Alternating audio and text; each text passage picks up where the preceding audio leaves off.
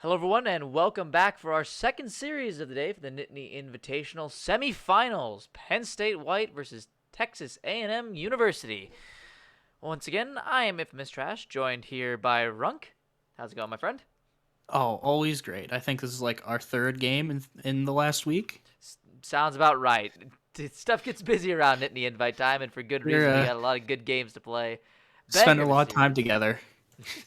Banger of a series just finished up between USC and NYU, and winner of this going to be able to face USC in the finals. So we got a little best of three here coming up as we are getting ready to hop into the pro draft in just a second. Get on over to that. Yep, and we are into draft. Penn State White going to be sticking out on blue side here for game one. Texas A&M deciding to go with red side as they had side selection for this match. Quick two first bands, Vagar and Hecarim. Yep. First phase always goes quickly. You still got the Predator Vagar. That's very annoying in solo queues. So, got something to deal with. Hecarim, we saw last game, very strong into the Karthus jungle. In fact, putting him down Nebulous quite a bit. And it looks like Gwen probably going to be the next man here. Targeted up toward that top lane for Ducklings. Has been known to play the past. Even with the nerfs, champions still can be good in certain matchups. So if you're looking to go something like the Malphite. Or champions that are generally weak to AP top laners. Yeah, her nerfs are definitely targeted more towards jungle Gwen, so top lane was not super effective. She still can jungle to a degree. See Zeri gone. Yep, Zeri still strong. Again, some nerfs to her kit, but for the most part, any AD carry that's able to build Trinity Force and health items, you think back to old Blue Ezreal in the past. Incredibly tanky, very survivable, fantastic to have around, but it looks like Penn State hovers, locks it in, and this is a flex pick between Chandris and Luniverse for the P1 Seraphine. What is this, 2020? I don't know. Luniverse is a big fan of Seraphine, not just a champ, but also loves playing it. We will see Nami Lucian, very strong bot lane. Yeah, a little bit of a last season coming back to haunt us here with Seraphine, Lucian, Nami as your top three picks. Let's see what Penn State White wants to send down to the bot lane, of course. Going to try to keep that Seraphine as a flex pick, so we shouldn't see another support champion come in just yet. No, it kind of take away from the value of the flex pick. Misfortune. Yep, Misfortune. Still fine 80 carry. Hasn't been seeing too terrible much prevalence, sorry. But with lethality builds starting to come back around in 80 carries, this one's going to show back up at some point. It's interesting. We got through a draft without Jinx being involved in it. Yeah, definitely interesting, but again, you can't really pick Jinx into Lucian. You're just asking to lose a matchup, and Diana lock would certainly be interesting, but yeah, Penn State's going to lock it away for Booster. Yeah, Lucian can just run up to everyone and one-shot her. You can? I think it's a lot easier time than Jinx, because Misfortune will be able to do at least some damage in return, and depending on what support pairing is, it makes it a little bit tougher. But Lee Sin, the answer here from Texas A&M, Greasy Watermelon, taking that one in the jungle into the Diana. If we do see the Seraphine go bot lane with the Misfortune, that's a pretty big poke lane as well. Yep, and yeah, here's the Yasuo ban. The Seraphine's still flexible to go down and support with that Misfortune. You don't necessarily want to leave Yasuo or Diana up, especially with the AP jungle. You can go shit with AP mids and stuff. Or AD mids, sorry. See if Penn State just wants to ban out mid lane here. Yep. Possibly just look to whittle down that pool overall. Again, I wouldn't be surprised if we do see the Seraphine go to the Luniverse. I'd say that's a very likely end scenario. Akali banned away, take away an assassin pick. We saw this NYU with their comeback game absolutely invalidate. Yeah, Akali is Akali. That's all you could say. Once she gets the lead, man, she doesn't stop going. She just presses buttons and people die. Hey, Shroud doesn't give you dive ability under towers anymore, so it's a little bit of a nicety. But it looks like Penn State might be looking up to a target top side with a Kayle. Bit interesting to see a blind Kayle, but I'm not sure if Rolf Kopter is more of a Kayle savant, one might say. But blinding that one, definitely not something you'd like to do, but potentially Duckwing's pick, not terribly great in the champion either, something that Penn State's thinking about. Yeah, I'd have to imagine Duckwing knows what he wants to play already, because I doubt that you would blind the Kale. Very punishable. Blind Victor mid. This is where Penn State gets to show their flex. Gonna keep top lane for the true counter pick. Victor still safe, still strong. Lanes well. Team fight's pretty good.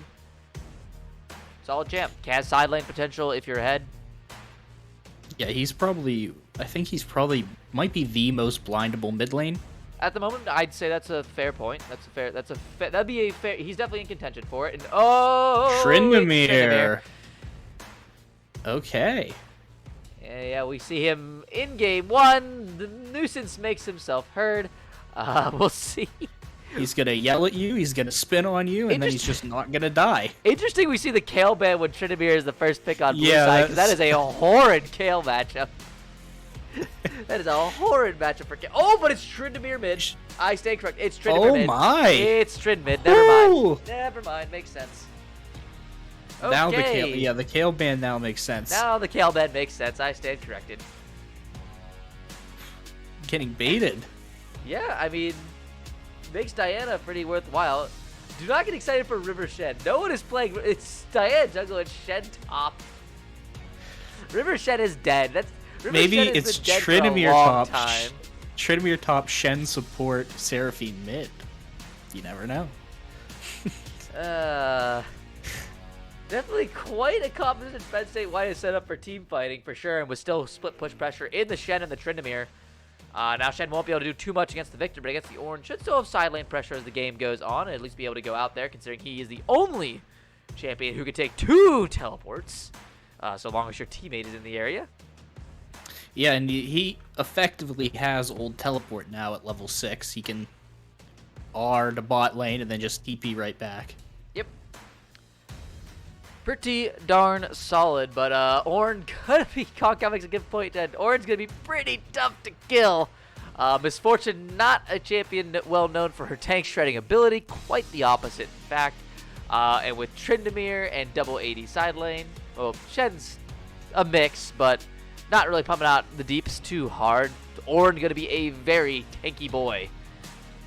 Yeah, it's very much gonna be a look to blow up the Lucian Victor, and then pick off the rest.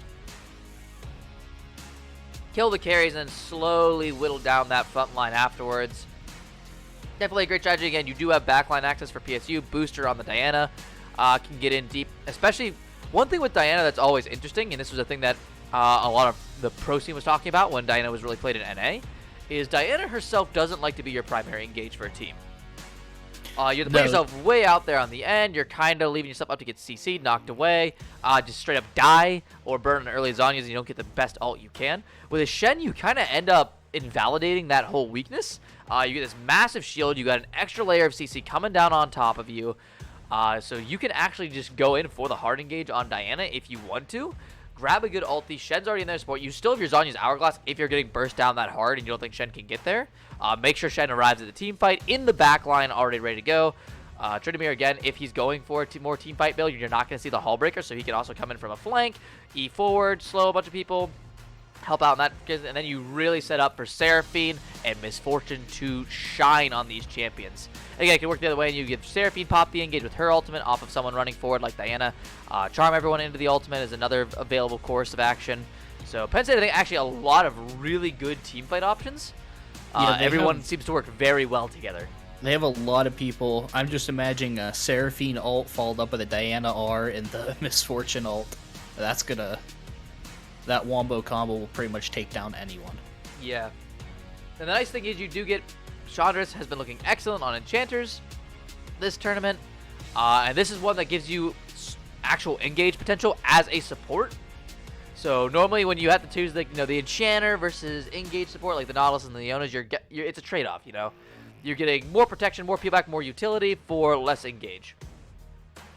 Yeah, Seraphine is both. I think she's one of the most underrated supports right now as far as pick rate goes in solo queue. And even in competitive, I don't think she gets picked nearly as much as she should. Those changes a couple patches ago to her have really made her strong. very excited to see Chandra's pilot that one in this game. Again, not a unfamiliar pick for PSU. It was a two-way flex for sure. As I know Ludiverse probably would have loved to take that into anything but a Victor. Yeah, the Victor does not make Victor that kind of, yeah, makes that one a little bit harder to play.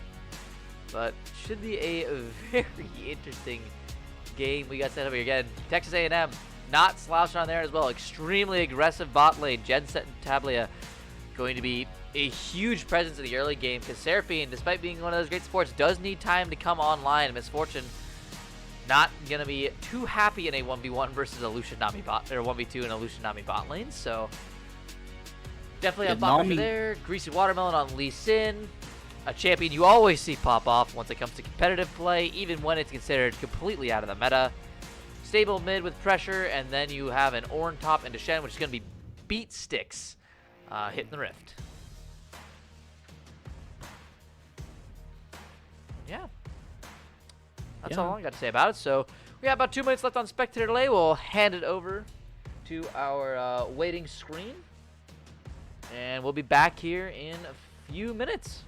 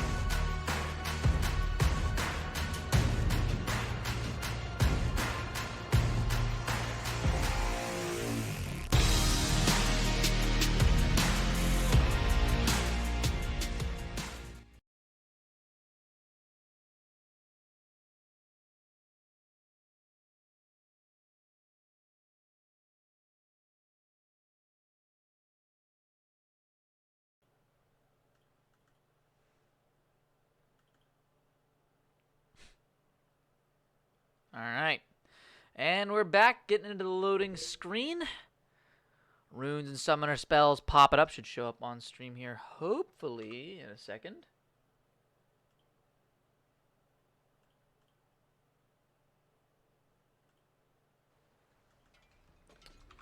We'll see if this one works. Yep, there we go. We'll head on into the game as we get into game one of our series here.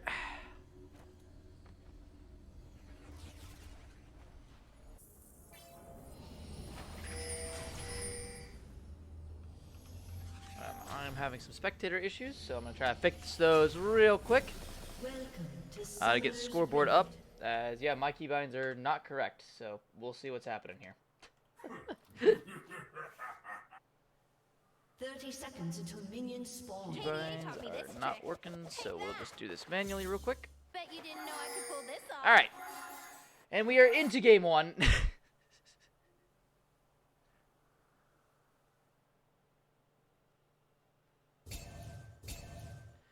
As both teams going for the normal 5-point start. I'm not just a singer. I'm also a stunt woman. Okay, you're undeafened now. I learned this kickflip from my favorite video game. Having a few technical issues. Yep, this is what happens when you redo the entire stream package in one night. Stuff happens. I think we'll make it work. I missed my opportunity to talk about my favorite thing, skins. Dropping It is looking like a proverbial bit of a PSU skin gap, though. Happens. Just have mostly pretty old champions. Misfortune, Tryndamere, and Shen have been around for quite a while. Not to say much of Diana in that case. You know, they got a few. It's hard to beat Seraphine. Her skins are pretty good.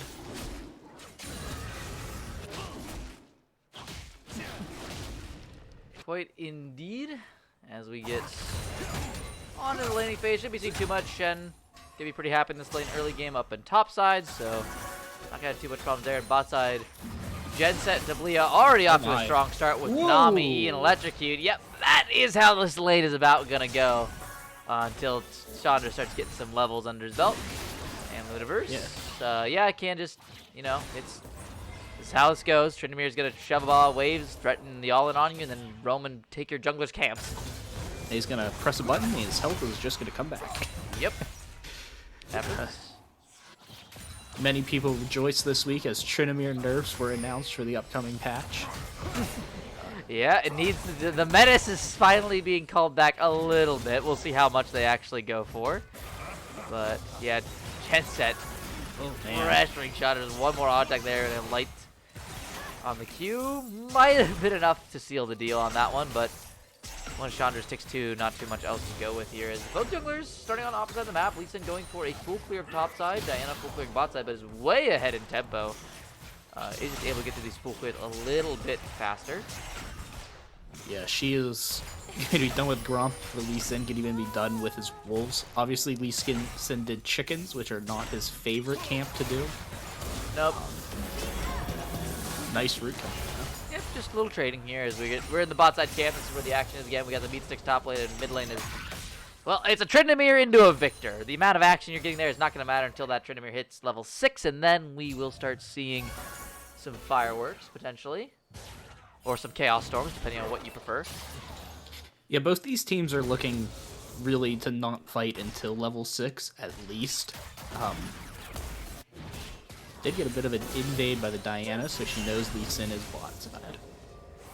They'll just trade back. It is Comet Misfortune, so more than likely going towards that lethality build, which means this Ornn just going to be tanking, more tanky than ever before.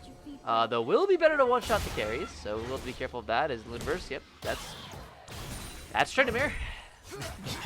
Goes forward, bonks you on the head a few times, and that's a trade done.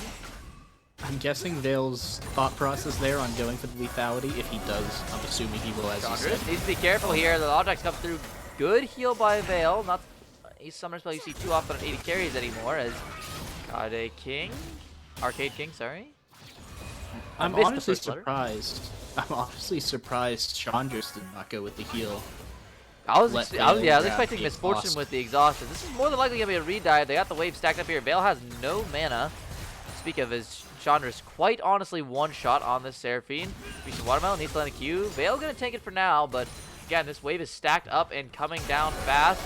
Genset try to get in. Vale going to try to zone with the E as Chandra's just doing some poke for now. His booster comes down bot lane. Either way, enough zoned away for them to get a plate down there early and a 12 CS lead for Genset. Of course, we'll go down a little bit here as Vale hopefully picks up some of these minions.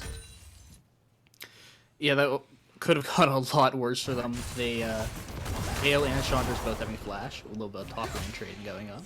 Yep. But it's tanks, man. This is ideal top lane game state. It truly is. I'm gonna walk up and auto heal, and then you're gonna auto me. We're gonna lose around no HP, and then we're just gonna go smack minions. That's correct. This is the peak of top gaming. Yep. Drag is being stuck by Lee Sin. Snuck is a interesting word for it. Both bot lanes on reset timers, so just can't kind of do it. That Infernal Drake is gonna be real nice on the Lucian Nami. They were already making Chandra's regret his life choices, but Infernal Drake adding even more damage. Yeah, again, first Drake, not that big of a deal. Penn State, I think, more than happy to leave this one go. If it means they get more in terms of economy with farm and stuff. The individual Drake stack, since the Drake changed to the Soul system, individual Drakes don't really do too much for you. They're not, you know, end-all, be-all. It's always nice to have, but not really worth giving up waves and farm for anymore like they used to be. No, I believe the most valuable is the Mountain Drake, just because of how valuable it is. Obviously, armor and magic resistance you get less of the more armor and magic resistance you have. So actually, low armor magic resist characters like it, as well as super high ones. Yep. Good bit of poking coming here from Vale. Has that serrated Dirk in inventory, so is feeling pretty darn good on the MF now. Can push out some pretty absurd damage with just a little bit of lethality. And so far, maybe a dive coming in here once again as Greasy Watermelon comes out toward the back side. Stacked up wave. Genset goes in as Stream lags a bit. Yeah. Genset, though, taking a ton of damage in return. Nami W going to keep him okay for now as Greasy Watermelon tries to go in with the ward hop. I'm not sure what they were thinking there. Chandris and Vale both still have flash, as well as Exhaust, Seraphine. Yep. Exhaust and Seraphine's shield just being a massive barrier for dives. Genset, I think, going in a little bit too early to take tower aggro before Lee Sin could really get there. Lethal Heart is in the jungle as well as we get the trade down here bot side. Booster finds Greasy Watermelon. Arcade King is here as that's going to be the ward hop out. Victor grabs the Chaos Storm, and now it's Booster who's in trouble. Greasy Watermelon flash away. Conqueror's full attack top lane as well. Big trade. The Assassin Ornn is unleashed as Duckwings.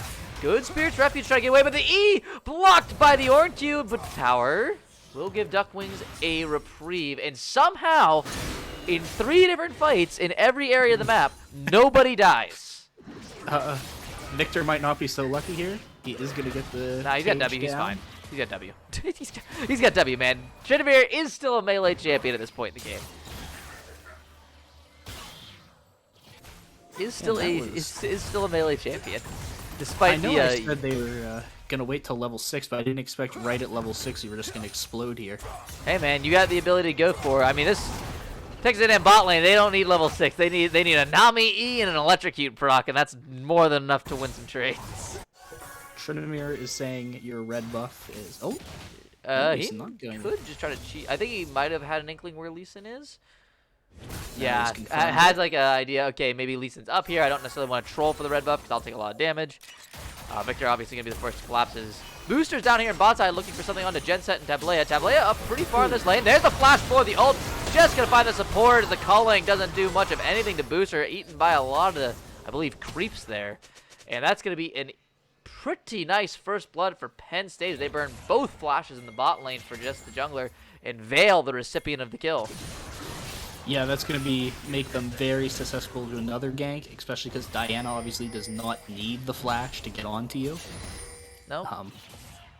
It is nice for some quick engage, but certainly far from necessary. Is mid lane. It's you'd think with a Tryndamere mid it'd be a more like, exciting experience. Nah, it's just Tryndamere is okay, just doing what he does best and hitting minions for a long time, and then he'll suddenly one-shot you. Yeah, he's gonna get one item. He's just gonna smack you over the head. Here he comes now, but Tablea's here, so Arcade King.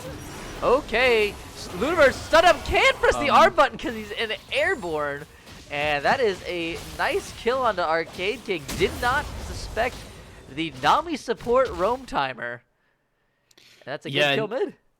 Nami can shock you with damage. Like if she hits a bubble, uses her E and W, it's just gonna hurt. And Tablea did go with the Electrocute, so there's gonna be some big Nami damage coming out. I mean, being under tower as Tryndamere, taking tower, not necessarily the best time to get bubbled, but happens. A little bit of cheesing going on here.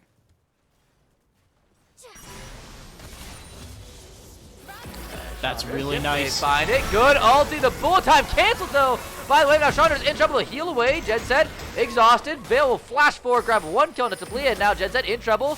Can't get tagged as Greasy Watermelon here to the counter. Chandris dodges away from the Sonic Wave, but Greasy Watermelon still able to find that kill. Now the call comes out. Vale gets the stand united. Greasy Watermelon. No! The Dragon Pick will take him out, and Vale not able to get out of that one. Just barely unable to find the kill on a Genset earlier in the fight.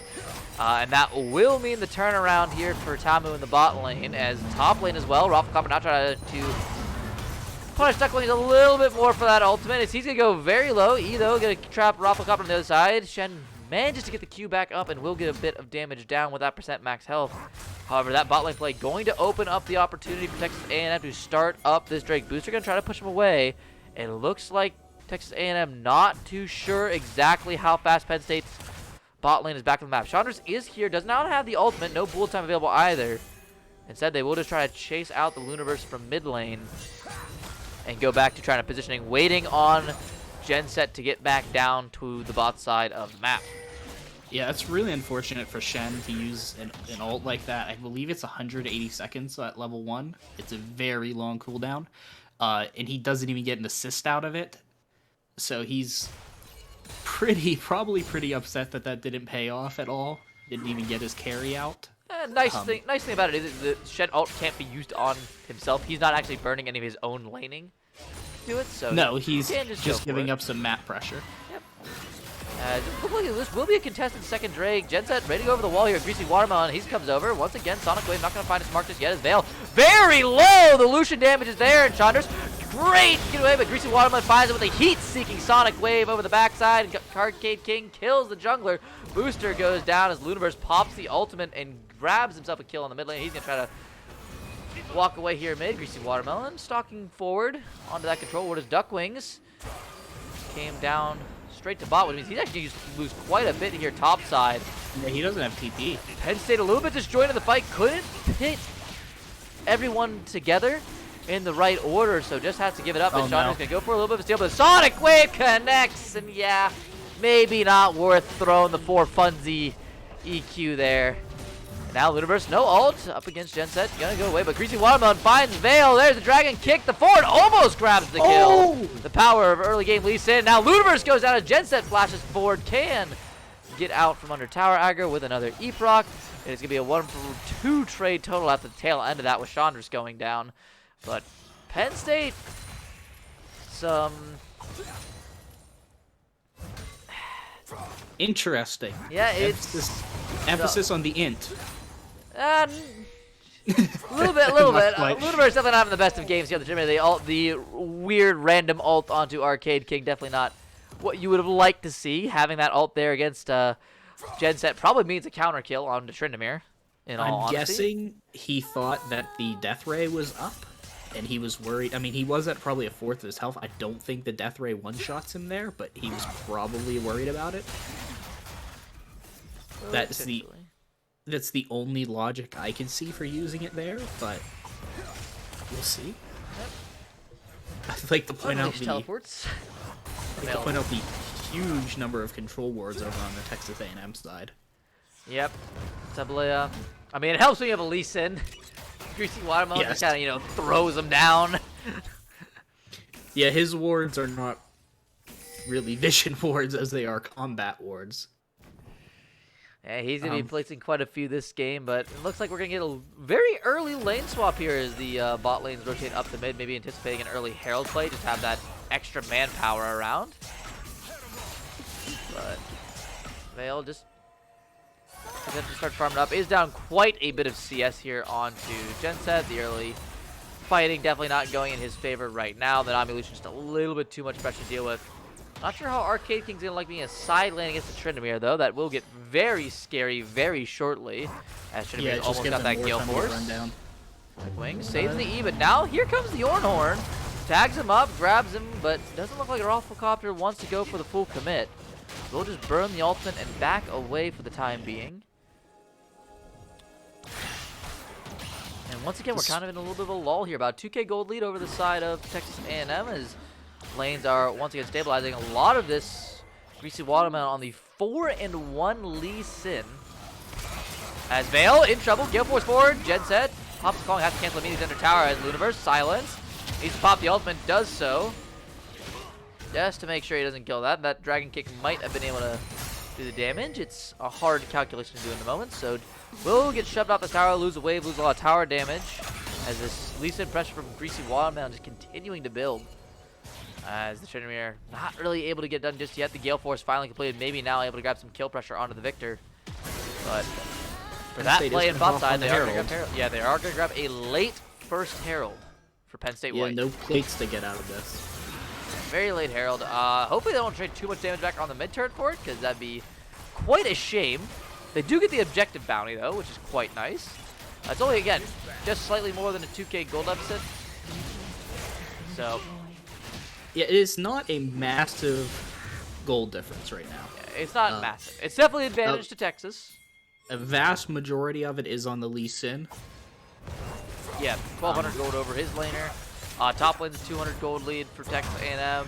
80 carries are only actually 200 gold apart, despite Yeah, the because CS Vale difference, has those 3 two kills, extra kills.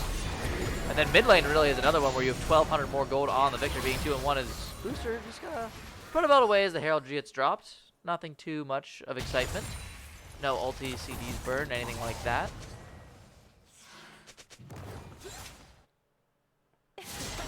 Now we go back to poking. Yeah, you see that Nami come down? That's your sign as the enemy AD carry to back away.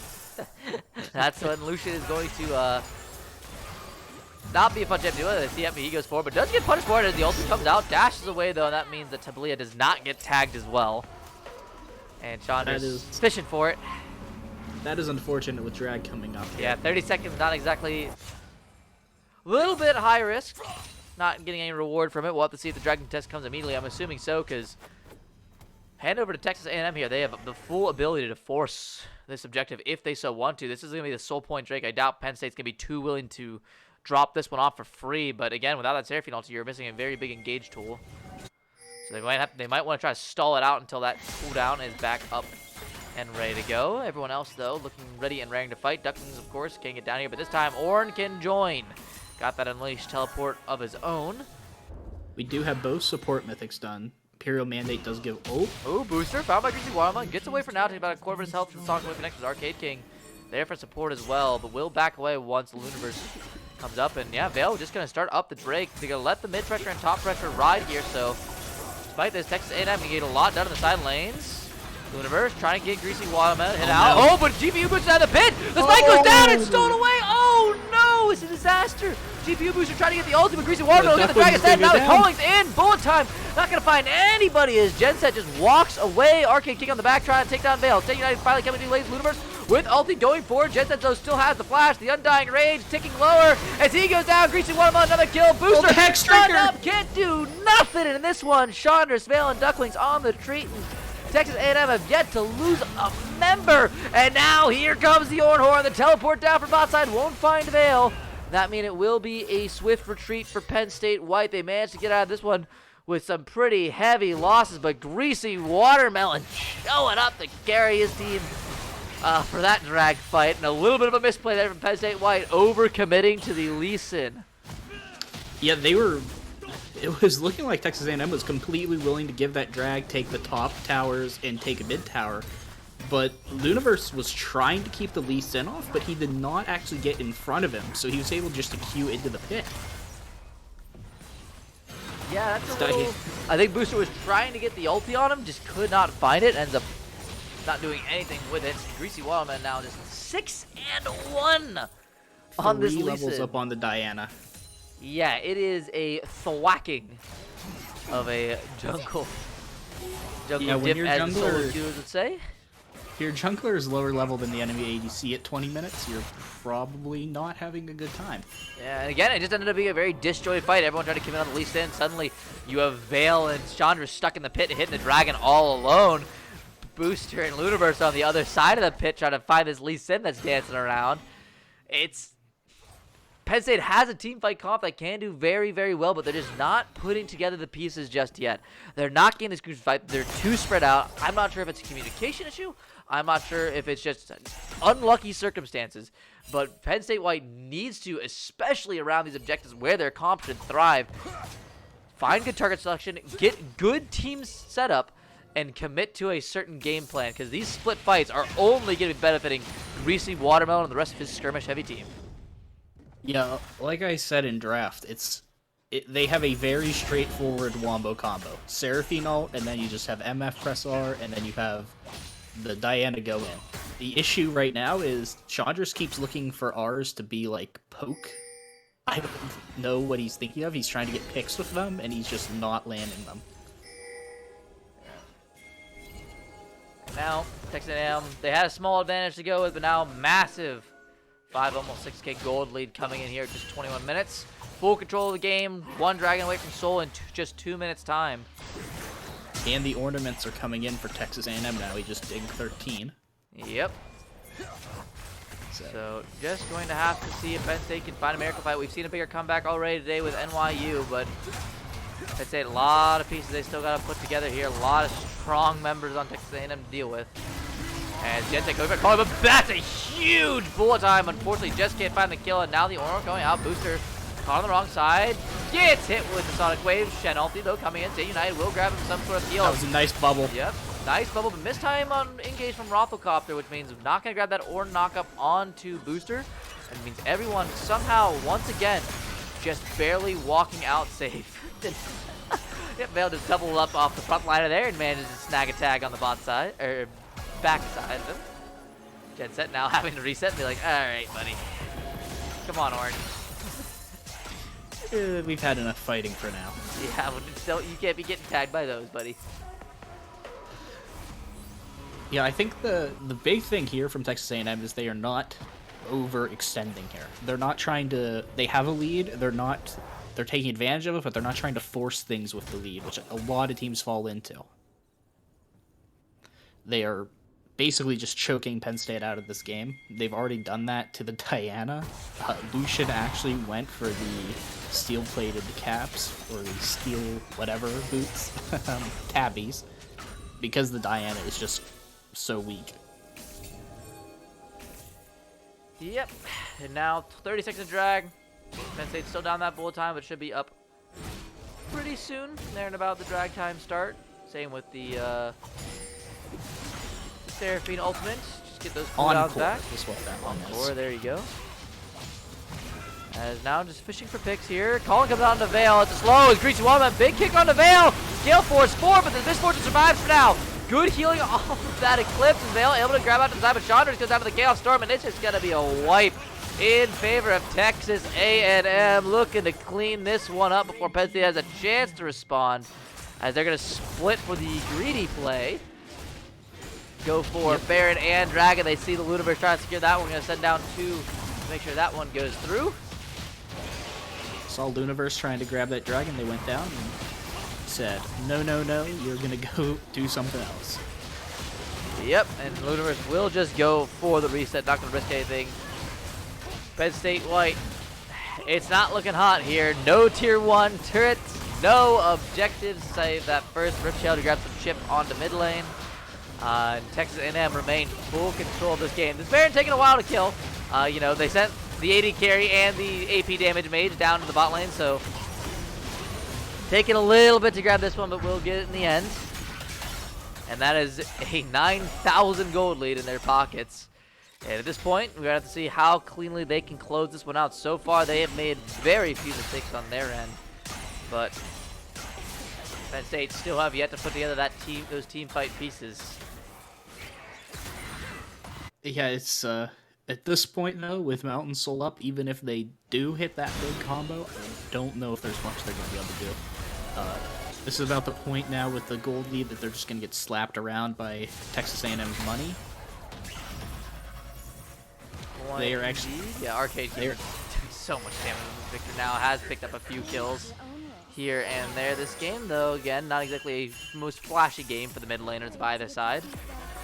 Yes, Victor does have all of his augments, so he is online ready to one-shot. Yeah, these Baron minions gonna take a while to clear. Sally MF, not the best. We'll get it done, though, as the side waves start crashing in. Greasy Watermelon's gonna take top lane in by himself. I mean, no one can contest this Lee Sin. No, he's got Gore Drinker and Maud Malmortius. Level 15 as well. Highest level in the though. game, 2 levels above anyone on Penn State.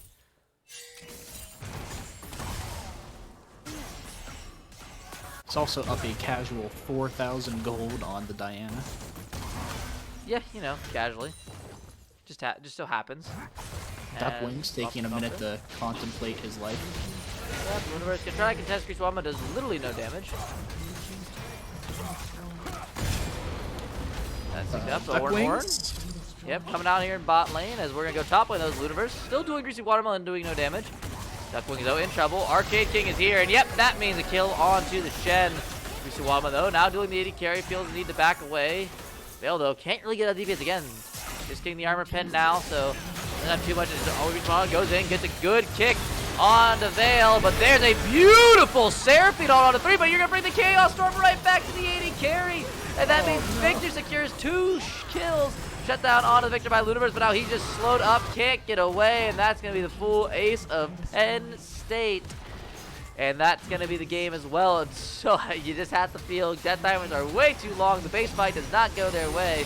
And Texas A&M closing this one out pretty clean. 18-5 in kills. Over a 10K gold lead. And this time we're going to be going to game 2. Texas A&M going on match point in the semifinals.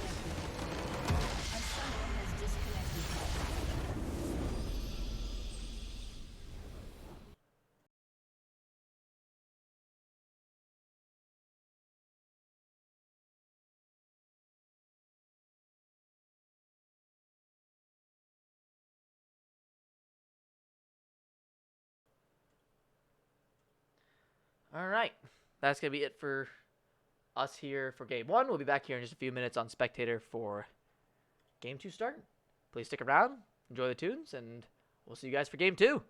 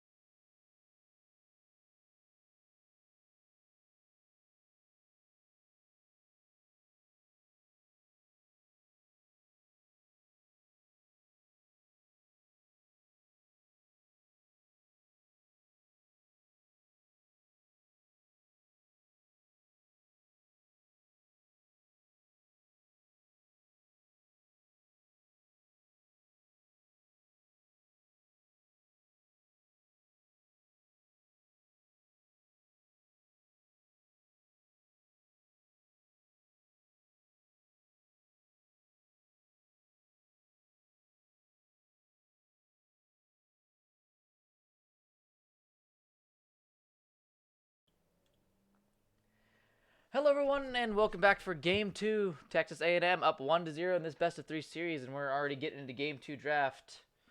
So, hit on... Players are ready to go. Yep, I'll get that up on screen here in a minute. We were told there was going to possibly be a bathroom break, but apparently that wasn't going to happen, so we're going. Such is life. Alright, PSU already banning away the Nami, not giving Zablea that one again. As Heckram's still going to be the ban from Texas A&M. Gwen also the same ban. So Texas A&M clearly going by the if it ain't broke, don't fix it formula. Yep. Seems to be the plan here. Gonna go with, again, the Gwen ban.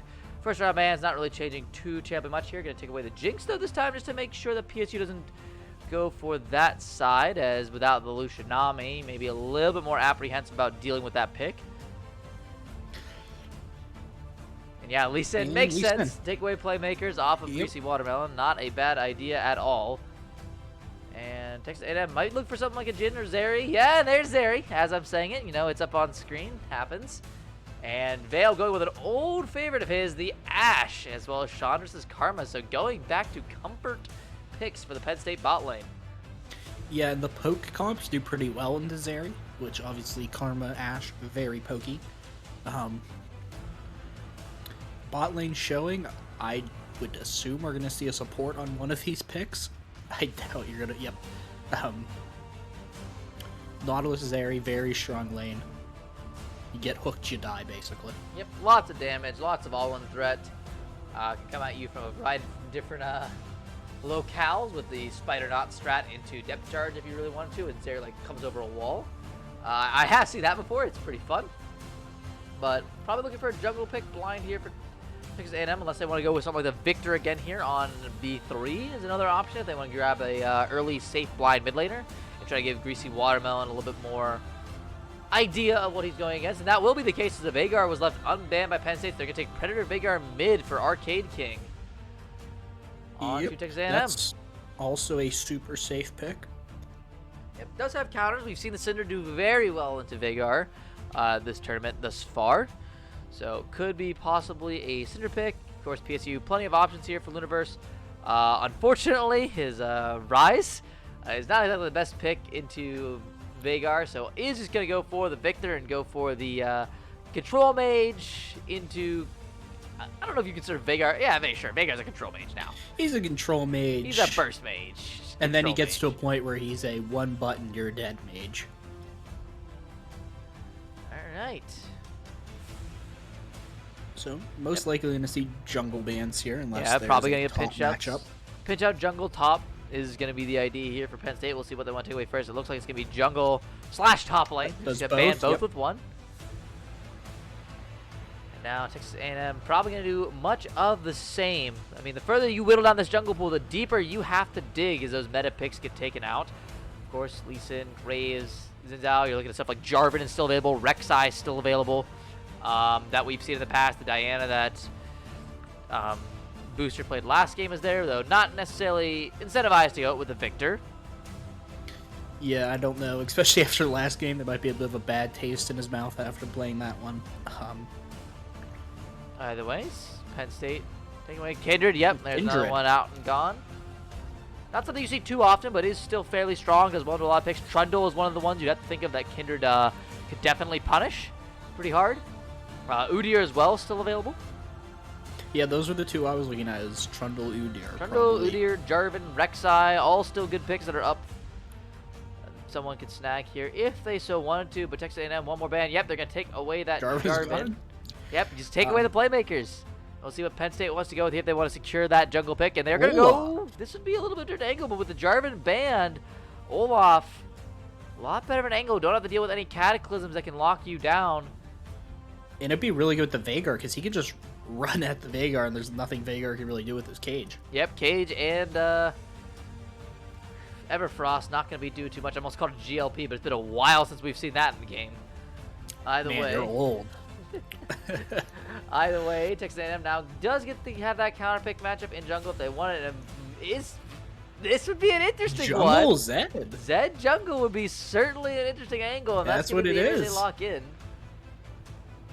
That's actually, I like that, because he can blow up pretty much anyone on Penn State's team. They aren't lacking for CC. Generally, the issue with the Zed is when you pick it, you give up the CC that a lot of junglers have. But when you have Veigar and Nautilus, you really don't need the CC. Right. Last but not least, it looks like going to be a Malphite blinded here for Texas A&M. A little bit dangerous to blind pick, as you still have options available that can do quite well into the pick, but does give you a lot of good team fighting. It helps supplement that engage of Nautilus. And yeah, it gets you some help in that category. Here you already have a Zed who can go off and do whatever the heck he really wants should he get ahead. So team fighting, split push, or otherwise. Let's see what PSU White wants to spawn. Duck Wings. Doesn't have his Gwen. What's he going to look for? And it will be the Silas. That's really good. An old classic of this Penn State top laner. And he's got plenty of good ultimates to steal this game. Veigar R, Malphite R, Nautilus R. All great, all fantastic. Even Zeri probably isn't terrible considering AP as I believe it has some AP scaling as well as I believe all Zeri's abilities, yes. I believe all Zeri's abilities have AP ratios. Yep, as we flip it over to in-game draft, and my oh my, do we have a set of teams lined up for us for game 2. We should see a bit more early fighting with the Olaf, I would imagine. Yep. Does have the option to just kind of run this game for the early portion, especially when you have a top laner like Silas who, you know, is more than willing to grab lane prio and just start skirmishing in the early game. And I mean, the Silas I think is a good pivot for Penn State. It's a good matchup into Malphite. You have good ultimates to steal, as well as you're kind of supplementing the lack of you don't have one of those like extreme hyper carry ADCs, which have been very, very good right now. You're looking at Zeri, like Jinx, that kind of run the show. Ashe, you're looking a little bit more util. You have the Enchanted Crystal Arrow, you have slows on your auto attacks, but it kind of takes you a lot more items to get the same amount of damage output, or it takes you more time of hitting, which you don't really always get when you're against modern day League of Legends champs. The one shot is less of an anomaly nowadays and more of a regularity for AD carries, especially when you have Zed Veigar on the enemy team, but I digress. Penn State offering plenty of damage. They have ways to get in. Olaf to negate a lot of the entry CC and try to at least get something going onto the backline. Silas has backline dive. And then Victor, Karma, Ashe all have their own versions of peel back, area control. I think Penn State's put together a interesting looking team here. Not sure how it's going to play out because we saw them with the team fight team last game, and that did not go terribly in favor. Whereas Texas AMU, also very good team fighting team. Veigar, Malphite, Nautilus. Oh man, you run the pit with these champions. I'm going to say Vale is not going to have a good time this game. Veigar eventually is just going to press R onto me, kill him. Zed can just press R and kill him. Malphite can just press R and kill him. Nautilus can just press R, and then Zeri can kill him. Or any of the aforementioned. Other three, yes. Yep. Any of the aforementioned also can just kill him. It's a fun day to be an ADC player, so let's see how this one goes. I mean, mid lane, more than likely gonna be a little bit of a resident sleeper lane as Victor Veigar early game, not one of the most exciting. Lane should go to Victor earlier on, but as soon as Veigar can get those Predator boots, can definitely set up a lot of cage plays where Greasy Watermelon can come in and just death mark ult, find a quick kill, especially when you combine that with the Unleashed Power. Or no, there's not Unleashed Power. Unleashed Power is Syndra. Something power. I think it's burst, maybe? I think it might be Primordial Burst, but I will look it up. They do something. They're all purple. It's one and of the two. Hurt. You know, it's a crap ton of magic damage. It kind of explodes you. You know. Yeah, you know, Veigar things. Yep. As we get ready to load into game, we've had some pretty good, exciting draft. It is Primordial Burst. I was correct. Congratulations. Aha. Someone corrected me on that one time on stream, so I'm glad I remembered. In any event, two great drafts, at least, if not great drafts, exciting drafts for both games so far, so we'll at least get a banger. Penn State's I'm not too big on. I'm not as big a fan as I am of Texas A&M's, but they are definitely, every champ here is interesting to watch, outside of maybe Karma, but such is the way of being champ. Yeah, you can't win them all. In any event, though, we're gonna hit up for the spectator delay, so we're gonna take a quick break here on the cast, and we'll be back with you once the game kicks off here. Because we got an exciting one. Be sure to stay tuned.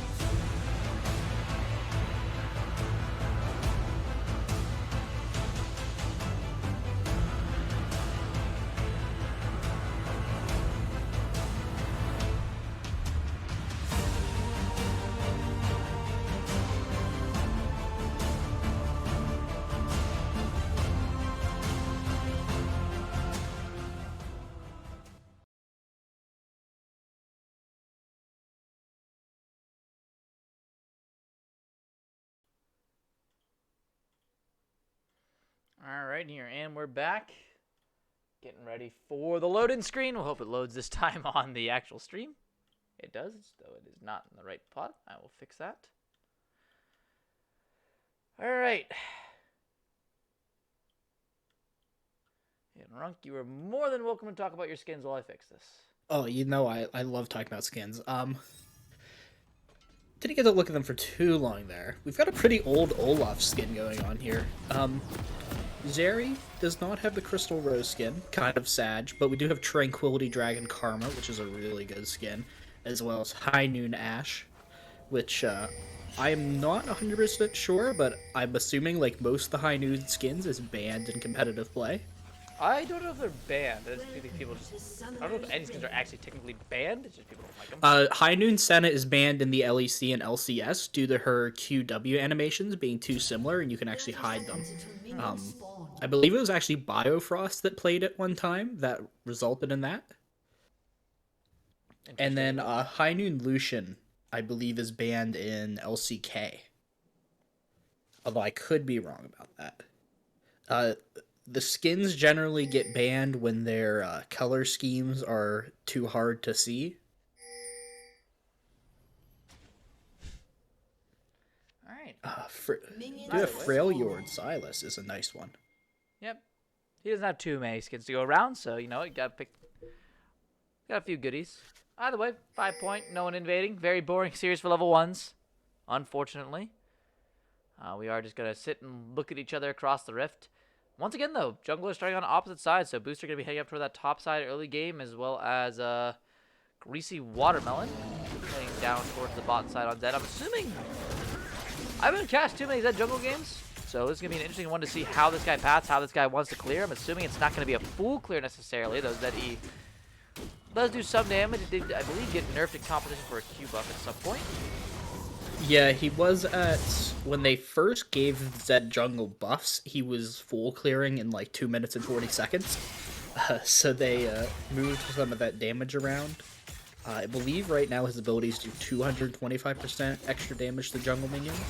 So should be fine to full clear this one. At least 4 camp on top side, and then go for buff if he wants to skip that Raptor camp. That is oh so tedious for so many junglers. Actually has to clear ahead of Booster here on the Olaf, as level 2s come in for bot lane. Well, let's see if the Raptors spotted out there by the Hawk shot, so Penn State is well and aware that this Zed started on that blue buff, and will be bot side first. So Booster knows, can take his time, clear his camps, make sure he can get that early crab on top side, and just keep this train rolling on the Olaf. Yeah, that's... Hawk shot is such a huge advantage, really, at all points of the game, but early on, especially when you aren't 100% sure where the enemy jungler is. They know Zed is bot, so they probably are going to want to just push this wave in and go back. Yes, sir. Duckwing is looking for Rob Stopper. But again, this is the Silas difference, is you can just look for early fights, especially with the Conqueror. And Rob Stopper out of mana, out of pots already, and forcing to take the reset here. Fairly round will more than likely just blow the TP, and so maybe not as he backs off even further into the Tri-Brush. Looking to ward that blue buff, so is going to give his some support to his jungler. He continues to not necessarily be able to do too much on this wave here. Yeah, he's probably concerned about the Olaf coming in for the dive here. Yep. I doubt he's going to want to do that, but Zed realizing all the bot camps are gone. Yep. 2 bots, 2 blue buff starts here for the junglers, a little bit uncommon. But yeah, now can just reset. Greasy Watermelon not losing too much of the check. Same with Booster is, you know, identical jungle paths lead to identical decisions sometimes. Yep, now he is going bot again, and Zed is going top again. And such, the cycle shall repeat so long as there are camps respawning. By the way, again, pretty resident sleeper early game. Silas getting a small advantage over Malphite. That's going to continue to grow as Silas gets more and more items to work with. Advantage currently, at least pressure-wise, just going back and forth here between PSU White and Texas A&M. Karma, of course, got the long-range poke. Tablia, Dredge line, always something you have to watch out for here. So, more than likely, not going to see anything for too much this early game. Although with Greasy Watermelon's pathling, they can get some pressure with Genset and Tablia. Maybe you want to look for this early Cloud Drake coming up in 20 seconds as he clears down these camps. Olaf, of course, can be trying to path top and keep his camps up if he so wants to. So, possible opportunity, but it doesn't look like Texas A&M going to have the bot prio to do that just yet, as Wave is slow pushing towards them. Yeah, and the Karma, obviously the big advantage of the Karma is that it's kind of like Soraka in that when you want to push, Karma pushes hard. You can grab that bot prio. This wave is going to sit, not crash. It's going to sit in a nice place for Texas A&M, but do have Olaf going top. If he shows, I would assume Zed is just going to hop on the dragon right away. Yep, that would be the likely option here. Try to sneak it. It is a Cloud Drake, so I'm not sure if Zed is able to solve that one this early with this few items. Cloud Drake does do the most damage of the Drake friends, but yeah, Booster gets to topside because it is a very nice gank angle. Great Scott abducted by Duckwings, and with that, Rothwell going down. First blood over to Booster. Good call there by the PSU top jungle duo, and that does mean you are correct. Zed is going to path right over to that early Cloud Drake and start that one up in earnest. Of course, Penn State pinging that one. They understand what's going on. They know what the trade for that one's going to be. Instead, it's just going to be Booster continuing to do his camps. Ooh, Dredge line though, landing onto Vale. Chandris in as well. Vale exhausted down. Those auto decks doing so much with the E. The Penn, but Genset goes down first. Vale grabs the kill, and Tablia ends up getting the kill onto Vale. Now Chandris, this is an Enchanter support. You got a chance to do some damage. Nautilus' shield, though, going to do a world of difference. As Ludiverse trying to get this Greasy Watermelon. He grabs the kill with the Flash. Chaos Storm, but now Arcade King, level 6, will get one in return. Chaos Storm doing what he can, but that means Tom. This Cloud Dragon could finish him off. It could finish. It's resetting. It's resetting, luckily, but Arcade King, not long for the world. He's dead! No, he's down! Oh, no, it's a disaster. Luniverse, 2 easy kills, my friend. Flash insta-kill the Zen and let the Cloud Dragon do the rest of the work for you. And now the Dragon disengaged by Penn State. And that means it's just all bonus all the time for them on the map. It's just going to be free drag now. Yeah, they get free drag. Olaf is quicker on the reset. Got to clear out his entire top side as well. So he's just running down here, clear his bot, and they are good to go. And again, Vale the one securing that kill in the bot lane. So gold onto the Penn State AD carry, whereas Genset gonna have to settle for the assist. Yeah, the big thing, though, as well, they got that top kill off. So Duckwings has hit 6 before the Malphite, which means he's going to have Malphite ult before Malphite does, which we might just see him go in and use right here. We'll see. I'm not sure if he's going to go for the all-in burst. Yes, he is. Yes. Yep, there's the Malphite ulti after the Absconded Duck. Greasy Watermelon is here, and now Rafflecopter is 6, which means this Silas is pretty dead. Regardless of how this goes, yep, flash away, needs one more attack, does get the trade kill. Ooh, maybe look for 2, but Zed, nope, just a little bit too much damage, even without the death mark. That will be the trade kill there. Ducklings expends his flash, manages to grab the trade, does have TP, so he actually loses nothing wave-wise for this. Can just TP right back top. No, I think Duckwings is probably typing worth in chat. Oh, Ludiverse in trouble. Tablea grabs the hook. He's got the W down, but Ludiverse not long for this roll. Olaf coming through. There's no way he lives here. W. Ludiverse walks it away. But, Booster can't grab his axe. He's too indecisive on it. Chandras, though, here as well as Tablea can't get away. Booster had to run back to pick up the axe. Finds the kill eventually, and now the Olaf 2-0. That is heartbreaking there that Luniverse got out of that. He's not even phase rush Victor. That's just walking away. Yep.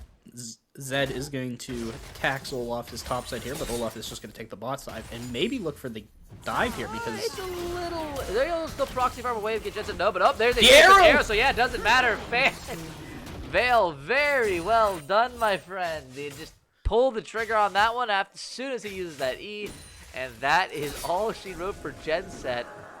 Booster heading up to 3-0. The more fed this Olaf gets, the harder this game is going to be able to play. For Texas A&M is so much of their engage, so much of their peelback is going to be negated, of course.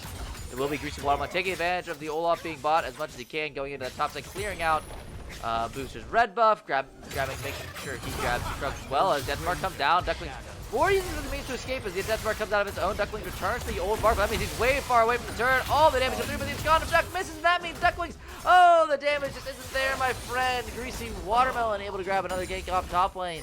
And now without TP, the Silas can be a little bit further in the dumps after that. Yeah, a little bit of questionable decision making there from Duckwings. He probably should have just walked out of that one.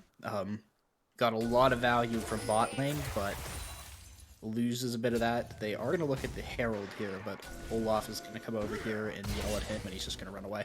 Yeah, I mean, Boosters still has to be careful. Is 3-0 with a freaking 9-minute gore drinker, but Veigar does some fun things. Yeah, unfortunately, so does Olaf, so it doesn't matter. Veigar's running in full speed, and he's like, nah. Arcade King just gonna be annoying, of course. Olaf now was not unstoppable, so just going to disengage for the time being. Arcade King says, I've got some stacks mid. Those look better than fighting the Olaf. Yeah. Oh, but I'm gonna look for a play bot side. Vale doesn't hit the enchanted crystal arrow. Tamu with Genset and Tablea managed to make an outplay in the bot lane. Chandra's gonna do what he can, but Genset is juiced up on that fat ulti. And Chandra's trying to grab it. Doesn't have the power W. That means double kill for Genset in bot lane. And now Zeri back into the game. Yeah, that's not who you want those kills on. Not particularly. Unfortunately, the Enchanted Crystal Arrow missed, but great use of the E over the wall there by Genset to dodge away from that one.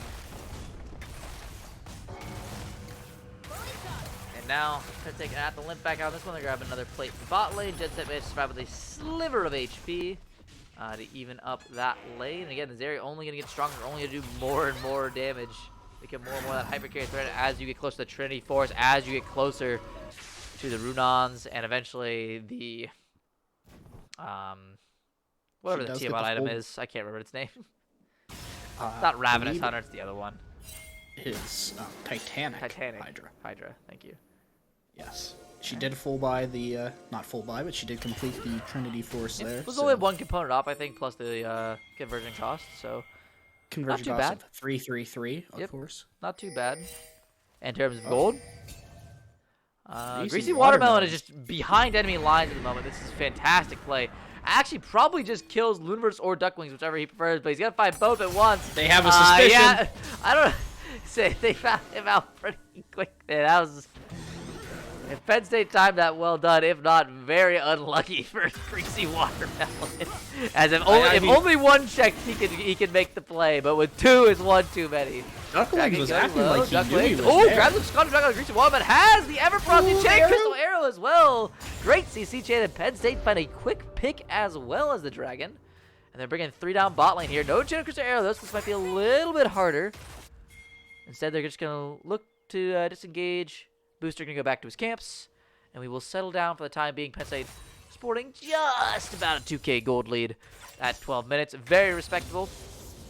Though not far enough where we consider it unwinnable by any stretch of the imagination. Ducklings, though, going to try to continue his one. There's bot lane and top lane fighting. There's their ult. Yep, Vale is dead. Good night.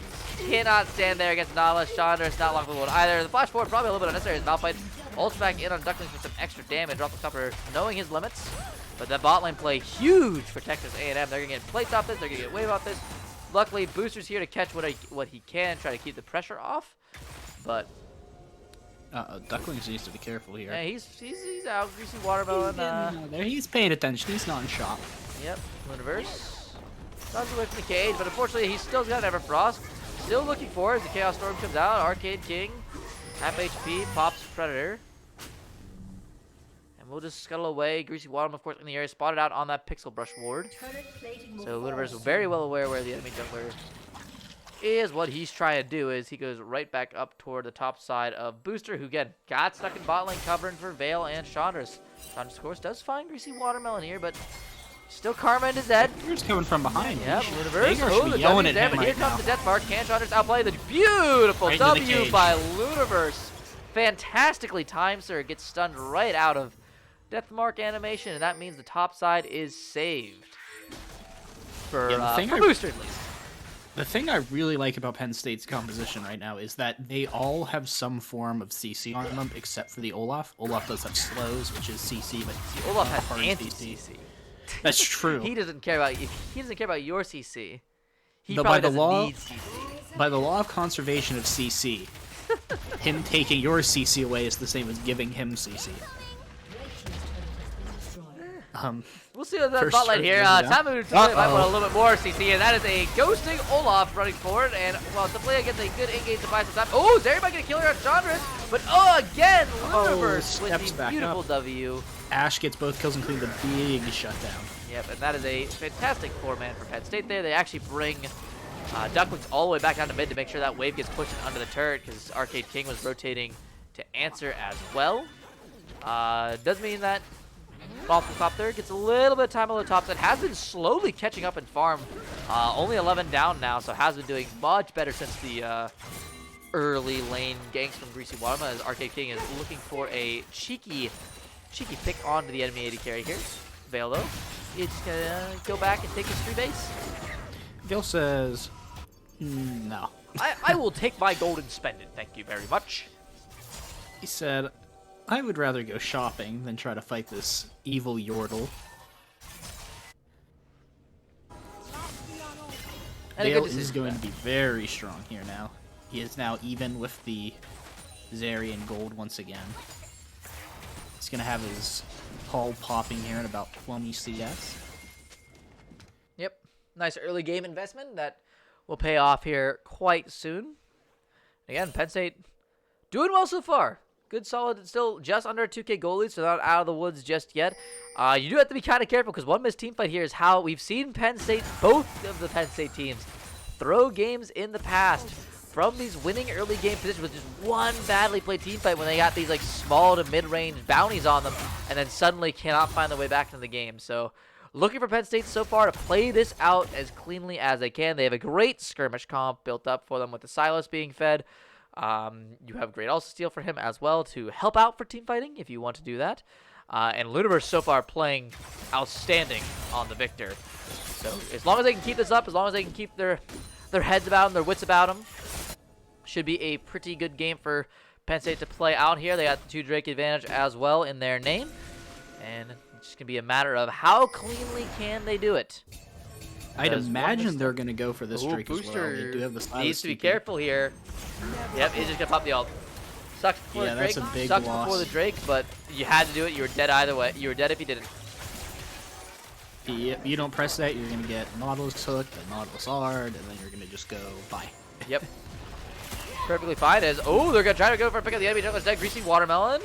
Hit it up. Get it to get the shadow away, but that's still an Olaf. You're getting multiple We got slows the axe on you. slow. Yep. Ooh. Arcade King not going to go for dodges. Will just flash forward and grab a shutdown kill. As Duckwings looking for Greasy Watermelon. Grabs the death mark on those. Duckwings gonna take a fair bit of damage here. Gets slowed down. No, he gets out. Ooh, Arcade King needs a little bit more. Just can't find it. Does mean the Greasy Watermelon not up all the way down. Either way, Meanwhile, the dragon, Malphite and the bot lane are on the dragon. Yeah, they can just do it. They know the jungler isn't there because he's back at the fountain. And the rest of Penn State was trying to commit to that fight. Arcade King and Greasy Watermelon barely getting out of that one. Good kill onto, oh, Duckwings. Oh, Duckwings, don't die to Raptors, buddy. Oh, the embarrassment would be palpable, but nope, grabs a... Luckily, it's Ocean Rift. Doesn't die to Raptors. Yeah, he's gonna go home. The Raptors have scared him. Yep. Unfortunately, this means his camp resets, so Booster is gonna have to go down and clear the 2 Raptors that he left. Most unfortunate. Olaf is saying, report my jungler right now in chat.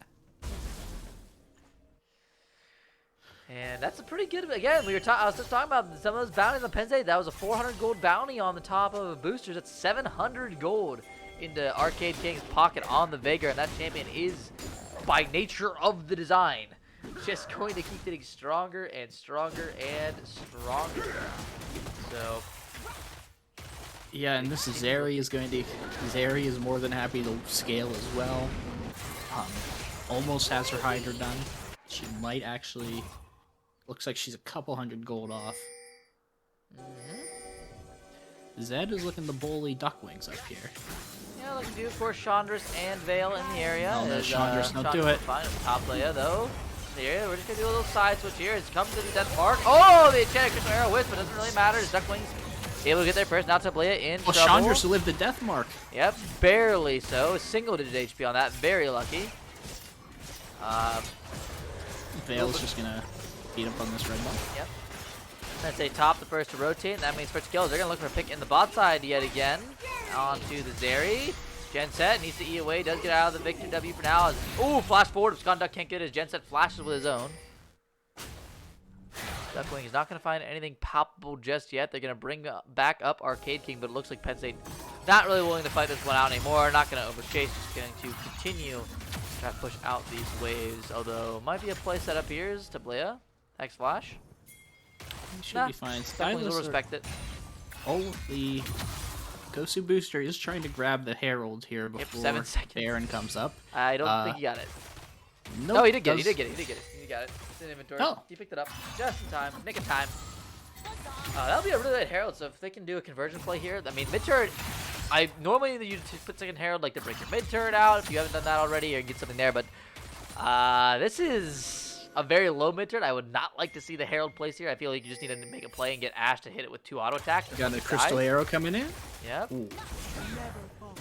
Going down. Veigar sidesteps it in base. As you do. Nothing more annoying when you're coming out of base than a Ezreal ult or an Ashe ult just comes and smacks you in the face. Very true. Gold lead still staying even here as we get through the into the mid game. 20 minutes in. Still 2K for Penn State. Everyone else just kind of going about their business. Sal's doing well. Victor doing well. Ashe about even with Zeri at this point. Not too much of a distance between those two characters. And Olaf, quite the meaty man at the moment. Gore Drinker working on what I hope would be a death stance. I would have to assume. I think if you're a champion that can build death stance, I'm pretty sure you just build it right now. He's actually only up about 200 gold on Greasy Watermelon right now. Yep. So it is not a massive gold difference. Yeah, there's death stance completed, so grabs that one as inventory as the mid lane turret does just fall to minions. A little bit unfortunate there for Penn State. They can't grab the local gold. But, hey. Turret to turret, now you have an opportunity to get more mid-pressure if you'd like. Ash able to push out more waves, of course. Very pretty nuts wave clear if you can get the burst through. But there's the enchanted crystal arrow on to Tablia, but here's Veigar, and that means fight is Cage going doesn't to matter. not matter as Olaf showed up first. Ghost is still going, and he is very fast. Predator proc by Arcade King, a little bit of extra movement speed, can dodge back forward. I grab that is dragging up at 39 with Tablia not there to set up vision. Gonna be a lot of Texas A&M checking into darkness here as Ducklings is coming in on the flank here. Yep, might try to look for it, but Arcade King very strong on the Veigar. Has that rabbit on the death cap, which means he will just blow you up with a good WQR. And now Penn State taking priority over this Drake setup. Vale picking level 11 there just before in the killing of that blue trinket. Does look like Tablet is gonna get here right as this Drake is spawning. He should be able to get here just fine. It's just the vision setup is going to be ludicrously. It's not going to be there, and he does not have his ultimate. Yep. Penn State will get the boss card here as Arcade King looking for a pick with Predator. Gets chunked out a bit, but still just fine. Ludiverse going to throw down the W. The gravity field not going to do too much as he's going on the backside. Good chunk on a Veil, but a hook finds way on Ludiverse. Immediately goes on his Veil as well. Ducklings can't find the mount by ult as Arcade King doesn't grab the ult kill yet, but the shutdown comes down on to Ducklings, which means Arcade King survives on single digit HP. Veil also on single digit HP. Chandra's trying to kite away from Greasy Watermelon. The Yomus, but the Ashlows are there. Ludiverse on the backside somehow finds Tablia. Double kill for Chandras as Jensen trying to kite away as Ghosty Pusher going low. Ludiverse though still alive, still kicking the victor. Championing the fight. Triple kill for the Ludiverse, and it was a matter of inches for both sides. And in the end, Penn State comes up with the team fight win, and that means they're going to grab this Ocean Drake to put them up to Soul Point. Ludiverse is well going to try to push in this top tower, I think. It's a little bit low on mana, so we'll see what happens after that one, but fantastic fight there for Penn State to pull off, and it's the thing I was talking about. Can these guys do it? Can they actually make use of their lead and win one of these team fights? This time they managed to turn around even without the Olaf ulti, and that means Victor is now huge. Ash is huge. Silas able to zone up Arcade King long enough for everyone else to do their jobs without having to deal with the Veigar. Very well done by Penn State. You got to see what the Fed Karma could do. Chandras just did not die and was able to keep himself and Vale alive. I mean, they were both at probably auto range for pretty much any champion. Just kept going back. Zed could not get them. Zed does have a healthy CS lead in the jungle, though, so he is still only down about 400 gold, despite Olaf being the KDA champion. Watermelon in a little bit of a sticky situation here as start seeing Victor Death Rays coming over the wall as Greasy Watermelon tagged up with the almost entirely blind Astral. I think there was a Hawk shot that had spotted him out, but that means that meanwhile mid lane big fight. Kill on got out. Not sure what Ducklings and Booster were looking at there to fight that one while their bot lane's dealing with the enemy jungler, but hey, 2 quick kills, one of them on to Arcade King. We take those up for Texas AMU, my goodness. Yeah, that's maybe a bit of impatience in the mid lane. Yeah, not really sure what the look was there. Maybe didn't see 1 or 2 champions, but yeah, Veigar able to grab a good cage and just immediately blow up Silence. You know, Zeri just jumps over the wall. Yep. Champion has a Bard Portal plus Talon E all-in-one ability. Indeed. Can be very strong. Focus. As, for the most part, gold lead, it was 2K, now it's like 3K. You know, we're not going up by too big of margins here. Olaf having Penn some State fun with liking his to keep it active. close. You know, they're showmans here. You know, they like to make things interesting. Obviously, we know have great skin taste.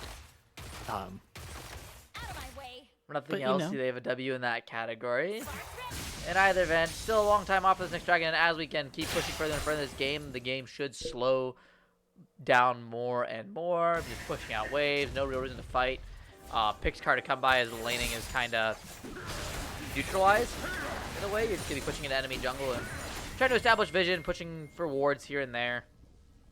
Yeah, the name of the game for Texas A&M right now is Do Not Get Enchanted Crystal Arrowed. Because if you do that, you're pretty much dead. You are looking for maybe a bait here by the Zeri. Unfortunately, Booster might be the one. Oh, gets stunned up. Does pop the unstoppable late. Wanted to make sure they were going to commit to that. Gets stunned up, sees everyone there, decides to commit. Ducklings level down on Greasy Watermelon. Oh, but he's standing on a ward, so he's taking Greasy Arrow hit. Zanya's immediately, so Booster grab that kill. Duckling's not going to be traded back onto. And don't know if you need to expend a stopwatch there, my friend, but great pick yet again. And as you say, Runk, Enchanted Crystal Arrow finds its mark. They should have just listened to me. I said, just don't get hit. Yeah, you can't really. He has a sweeper, was not up, but at this point in the game, Chandra's is very good about defensive warding. I do not think you should be. You should just assume if you're in the enemy jungler, you are on vision right now, especially with a dragon coming up soon. I'm loving what Penn State's doing here, by the way. Just to butt in real quick. The group recall at 1 minute to all get back and buy and go for this dragon vision for Soul. It's something you don't see much before, like, amateur and pro teams do, is you do just, like, if you reset as a group, you're all back out on the map at the same time. You all have a new buy, all have fresh vision and wards. You can all push it together. No one's staggering, coming in late. It's a nice way to get together and clear out all this vision. They're going to miss the Pixel Brush ward with 2 sweepers somehow. That's unfortunate. That's very unlucky. Also, to notice, they all picked up control wards. Oh, Greasy Watermelon's dead. Check Arrow, not necessary. You had a Victor hit EQ. I haven't seen a champion disappear that fast since LeBlanc. Yeah, LeBlanc. LeBlanc disappears too, not quite like that. You switch the digits on Zed's kills and deaths, and you can see Zed do that to other people. That is true. Either way, Penn State free Ocean Soul now. Even grabs the extra kill for the couple of Ducklings. Looking for Roppelcopter possibly, but Genset and Tablea are in the area. Roppelcopter going very low actually. One more tick will do it. Instead, we'll just get the zone away as Ducklings has Malphite off for a little bit to play with. Surprised he grabbed it on a whim because you really want that for the team fight. Roppelcopter. Oh, I was worried about Baron there being. Hey, it's Malphite. This isn't like Vagar dying to break. It's a Malphite. He's got some armor. He's got, you can never happen twice in the game. Could have Zonya'd it if he wanted to reset aggro. Booster though, gonna push in here, clear out some vision, make sure that Penn State has priority on the Baron. Has to be a little bit careful as Tablea in the area with Genset and Arcade King looking for picks. It's probably the best bet for Texas A&M to really forge back in this game, start closing that 3K gold gap. Is gonna get a pick onto something like Luniverse or Chandra's works right too. There. Yep, there's the damage, but yep, let's say doesn't need too much here. You're at an almost 3-item Vagar against a Karma. Few abilities and lots of things on the Baron pings come down. Yep, 4v5. Luniverse does have TP. I'm not sure if Penn State even knows they're going to start this one. It doesn't look like they're even checking. Hawkshot not used, maybe not even available as Ducklings needs to be careful here. But yeah, Baron already down to 4K, 3K. This is going down extremely quickly. Penn State just gives up the Baron from a 3K gold lead. Yeah, I mean, Chandra's got picked, and I guess they just did not process quickly enough that they were just going to hop on the Baron. Yeah, Burn Luniverse is TP'd as well. I mean, that's a massive win for Texas A&M, bringing it back into the game, taking it back down to the coveted 2K gold difference. Yeah, I mean, Penn State just got off guard a little bit there. Interestingly, I am just looking at Chandra's items here. He did go for Staff of Flowing Water here. I'm surprised he didn't go for the Mikhail's Blessing, with how much value that would have into the Vagar. Arcade King looks good here, but past the plastic check Mr. Arrow, and his AD carry immediately takes that one to the face. Luckily, it doesn't matter too terribly much. Yeah, now you don't have Vagar Flash. Yep, it's a positive. A pretty big summer spell. Gosu Booster maybe able to grab the back. Now Penn State dealing with Baron push. From what was they had initially, had all the pressure, all the control on the map, and in just a second, one play. Texas A&M taking that all over. Arcade King checks the bush for Q, finds he gets a few stacks off of it, so knows that the enemy jungler probably there. Gosu Booster wants these Raptors. Yep, gets them. And now transitioning up toward this top push. As Rolfacopter sees a few members of the enemy team, doesn't go for the mop out just yet. Duckling does gonna opt into the 1v1, getting absolutely shredded by Greasy Watermelon. Pops the Zhonya's, needs to be careful though. Malphite ult goes a little bit short of the Victor. The knockup though still ends up coming there from Nautilus. Rolfacopter into Zhonya's, doesn't go down just yet. W finds 3, but no kills come through for Penn State. Now Texas A&M reforging the advantage. The first gold lead they've had in this game as they go up just a few hundred on the Baron power play. Greasy Watermelon still alive, looking for picks. Deathmark not yet re-available. You don't have the Axiom, so no cooldown reduction there. Now Penn State struggling to find a way in. No one wants to get caged, but there's the chance. On the flashless Vanguard, and they find the big pick. Booster goes forward with the unstoppable as Genset trying to dash and parkour his way over these walls. Rolfacopter nowhere to go, no ulti to be had. Booster just gonna play with his food, comes down with the E. Zed goes down as well. Genset running for the hills and should be able to do so successfully. Champ's got a lot of move speed. Chandras as well coming up. Ludiverse pops down the ulti, but sayonara, says Genset as he surfs over the top side wall there. Either way, Penn State is looking a little bit rough there for a time, but they managed to find the ulti onto the Veigar.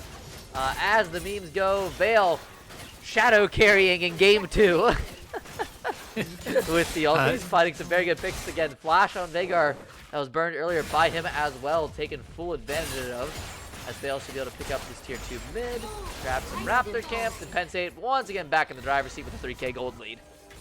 Yeah, and even though it's only 3K gold lead, because they are up 4 dragons to 1, Texas A&M are going to get the bounties. Well, Vale needs to be careful here. He has a 700 gold shutdown on him. Will just arcane arrow to Leah to make sure he can't immediately go. Oh no, the Veigar! Nope, you gotta try to give it to Zeri. Don't give it to the Veigar, but it's 1,000 gold to Genset, and that is why they say to back in the bush. Because if Nautilus finds you, it's not gonna be a good time. This is not good here. No, Penn State playing without their AD carry. Doesn't go back in the pockets onto Genset. We'll be loving that one when he gets back to base. Now Penn State just playing wave clear off of Luniverse. Again, this Victor still absolutely ginormous. Has the stopwatch. Has the components for Void Staff in inventory. He is ready and raring to go to kick these things off. He's got Hourglass and Stopwatch. He's ready. So does Silas actually has Hourglass Stopwatch as well. But it looks like Penn State, without the Ash, without the Enchanted Crystal Arrow, willing to give up this inhibitor turret. Will they be willing to give up the inhibitor? It looks like they're not going to have much of a choice in the matter as Arcade King zones off the entire team. And once again, Texas A&M forging it back from the jaws of defeat as Ducklings can't steal the ultimate. But there is the Enchanted Crystal Arrow, but it only finds the Nautilus. Penn State doesn't want to commit, but big ulti on a Ducklings. Rolfacopter try to get the engage down. Duckling goes into Zhonya's hourglass. Huge Victor, damn it! My God, man! Shreds Texas A&M as a big Veigar W comes through. Now, Greasy Watermelon on the backside. Arcade can't find Booster. Veigar can't go through. Vale just blows him up, and with Elder on the map, Penn State win a close but massive team fight nonetheless as Booster looking for Genset. Oh, there's the hour. No, Ludiverse is back up. He's got it. There he is. Genset just going to have to settle for the blue buff. And now Ash and Olaf going to try to get this Elder. Of course, Genset healing quite a bit off of this blue buff. Genset, though, finds a very fed Ash, and that might not be the opponent he's looking for. Exhaust comes down. He's able to kite away for the time being. Once again, Zeri very deceptively tanky with Titanic. And the check arrow. Not going to find anybody with the cooldown so short at this point. I'm not sure if Veil Mind's throwing it out. And that's going to be a 3-man Elder for Penn State as this game winds its way into our 35th minute, and only 2K once again separates these two teams. Minor complaint, because I have to complain about everything. I wish they would have waited for Ducklings to come up before finishing that Elder.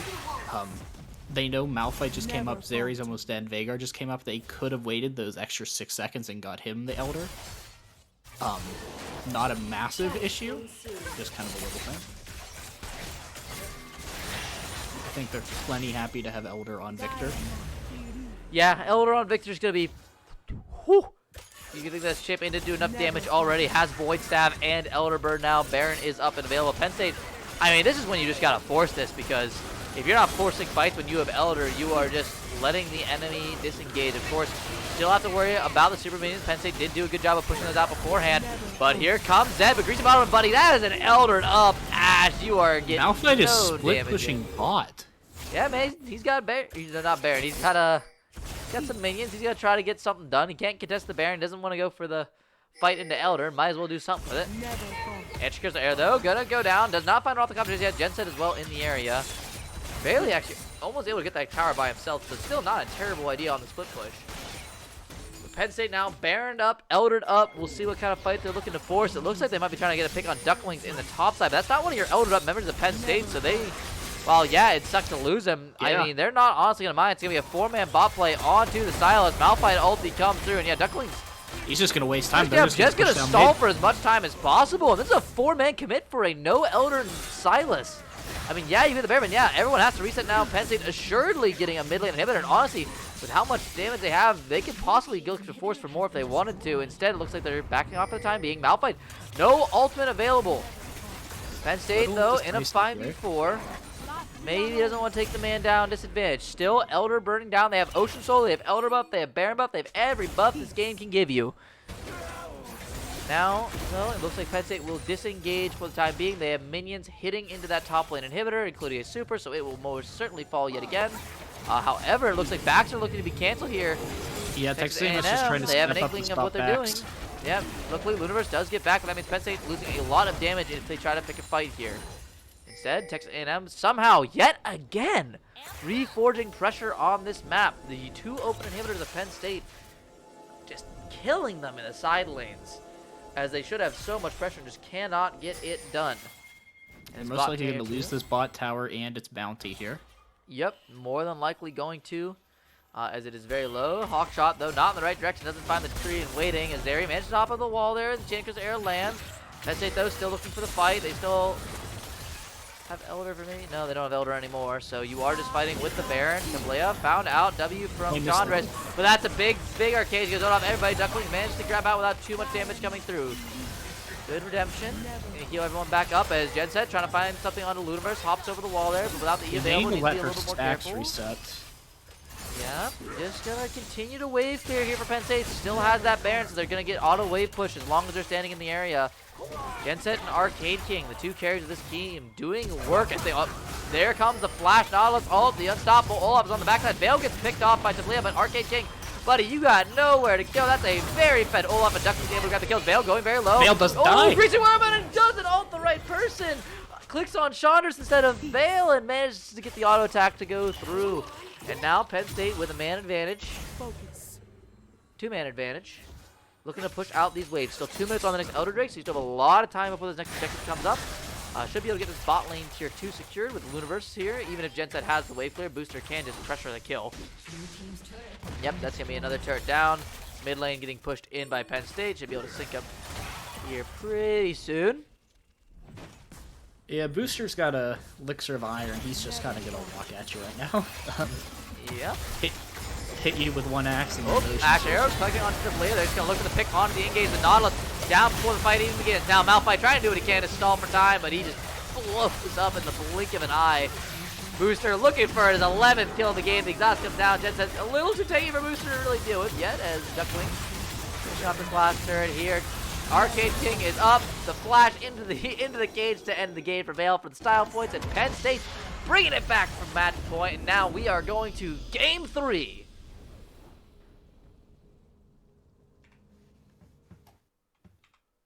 And we will be right back with that one in a minute.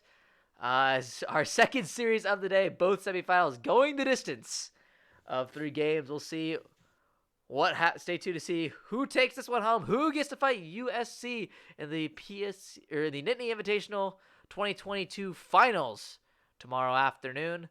We'll be back for that game in just a few minutes.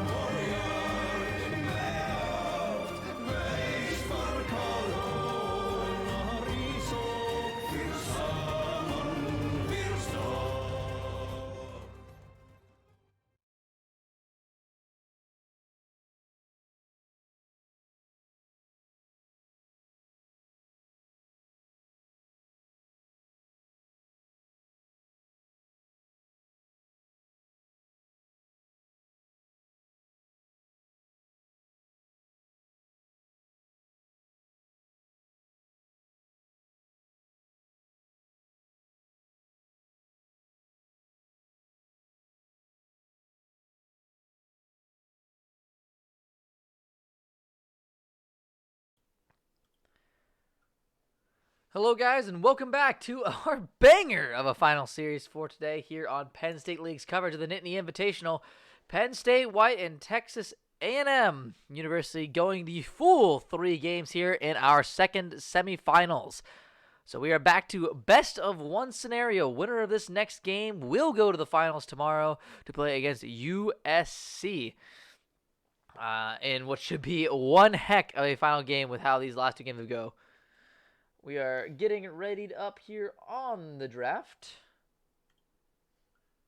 I will grab you that link here, my friend, as we did not get you into thing. Hey, I'm just chilling over here. Yep, I'm just link. along for the ride. And what a ride it has been so far. One back It has and been forth entertaining. Game and one little bit less of a back and forth game, won by Texas A&M, but hey. Happens as we are into the draft. And PSU says no Nami once again, and no Vagar. How much you want to bet? Lease in on 3. Can I get a lease in on B3 for the bands? Let's see what Texas A&M wants to do here. The Gwen once again. They are afraid of duck wings. Hey man, sometimes everyone's got those champs, you just can't deal with. Happens. I got to play Duck Wings a couple weeks ago in PSU LCS. My top laner still has nightmares. Yeah, that's a fair response. Very fair response. Lee Sin is going a out. little cracked. Yep, I mean that's to be expected. Greasy looked very, very proficient. Yeah, they've decided that Kha'Zix was not worth the ban, now pivoting to the Vagar Nami Lee Sin. And Vale says, give me the Ashe again.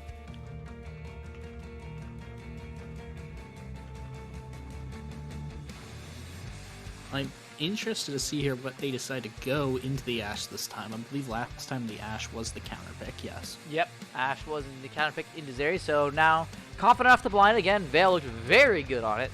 Last game hitting many, many enchanted crystal arrows. Texas A&M might not be sure. The Ezreal. Oop, going to the Ezreal. Something we saw USC specifically pilot very well in the bot lane. The Karma, they did ban the Karma from Chandra, so it's not going to be Ezreal Karma. Yep. Gonna have to find something else that they want to work here. Of course, you do have the... if you want to look for someone to just hyper carry the game away, Arcade King, looking at you. Genset, looking at you. You have that Yuumi in the back pocket. I know Ezreal Yuumi isn't the preferred lane anymore, but still safe nonetheless. Instead, it is going to be the Kha'Zix that Penn State banned last game.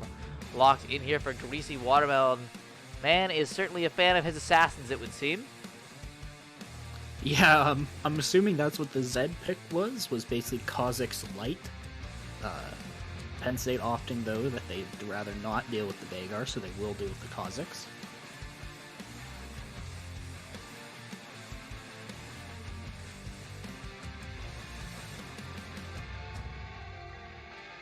And now Penn State is just going to take their time here. Do go with the victor. Yep. Again, safe blind mid, locks it away, discourages other lesser control mages, one might say. So maybe I have to get a little bit creative here in the mid lane, as Grave is going to be the pick for booster into the Kha'Zix. Could flex top. Interesting, they would rather blind one of their solo lanes than support, but Texas A&M is going to say, we're not going to show our support yet. Support matchup is one thing that Penn State specifically has always had an onus on. It's like, hey, we want a good support matchup so we can play this bot lane. That is one thing that they have been about for quite a while this year. Is it looks like the enchanters for Chandra is going to be banned away as Lulu hits the bench. Lulu's going to be going. Might be Seraphine. Seraphine Ashe is pretty effective because Seraphine's E works by if a target is not slowed, it slows them. If they are slowed, it roots, and if they are rooted, it stuns. So Ashe slow plus Seraphine E, and that is what it's going to be. It actually basically gives her a free empowered E. Yep. Penn State going to take away the Nautilus, take away the easy engage to pair up with this Ezreal and help out with team fighting. Of course, you kind of got a bit of an interesting composition so far. Kha'Zix doesn't necessarily like to play with Orianna and Ezreal, but hey, you can make it work as long as you have backline access. And let's see what Texas A&M wants to go for the blind here on 4. Might be looking for something like this. Might try to blind support here, but you've saved it for quite a while to give it counter pick. So 1 second left on the pick, and it will be the Blitzcrank into the Ashe. So we'll have to see what Penn State likes this one, because Blitzcrank's one of those champions that kind of warps how you have to play the game. Rocket Grab is a tool to be reckoned with. Not a fun champ to play enchanters into. Chandra's doesn't really play non-enchanters. That's a pretty safe one to go if he wants to opt with Soraka. Yeah, Soraka, again, lots of healing. The Silence root is actually probably the most annoying part of her entire kit. The AoE instant-drop Silence definitely screws with a lot of people. If you think you have escape routes, you think you can do an arcane shift or something to get out of some CC, well, think again, my friend, because she's going to be a bit of a problem. Also, of course, you have the cross-map wishes. And that can be pretty sweet. Give you some extra HP up there in top lane to win the close duels as, once again, Ducklings. Let's see what he wants to take up top. It's going to be the Ducklings Fiora. When it all counts, it's all on the line. He goes back to an old favorite once again. And he might be, we'll see what Texas A&M wants to go with. Do you have the Tryndamere available, which is still up? If they want to go that route and try to go for the answer into the split push. Instead, looking at the Shen. Maybe not my first idea, but if you want to go for more of a team fight, play for bot lane style of game, Shen is definitely the nice thing. Try to figure out if someone else can match Fiora later. Orianna can at least play into it as the game goes on and Orianna gets more items. Of course, side lane always scary with a Kha'Zix on the team. Yeah, you're not picking Shen to win lane into the Fiora. Yeah, we go from a lot of team fight comps in the last 2 games to this being just a lot of everywhere. Got 4 global ultimates. Yeah, you know, just can see a lot of cross map play. Cross map play is definitely an interesting part of the game. Not seeing too much. I forgot to change the graphic here, so if you will give me a minute on that, those names will be correct. It's PSU on blue. And Texas A&M on red. I had them switched around here from last game.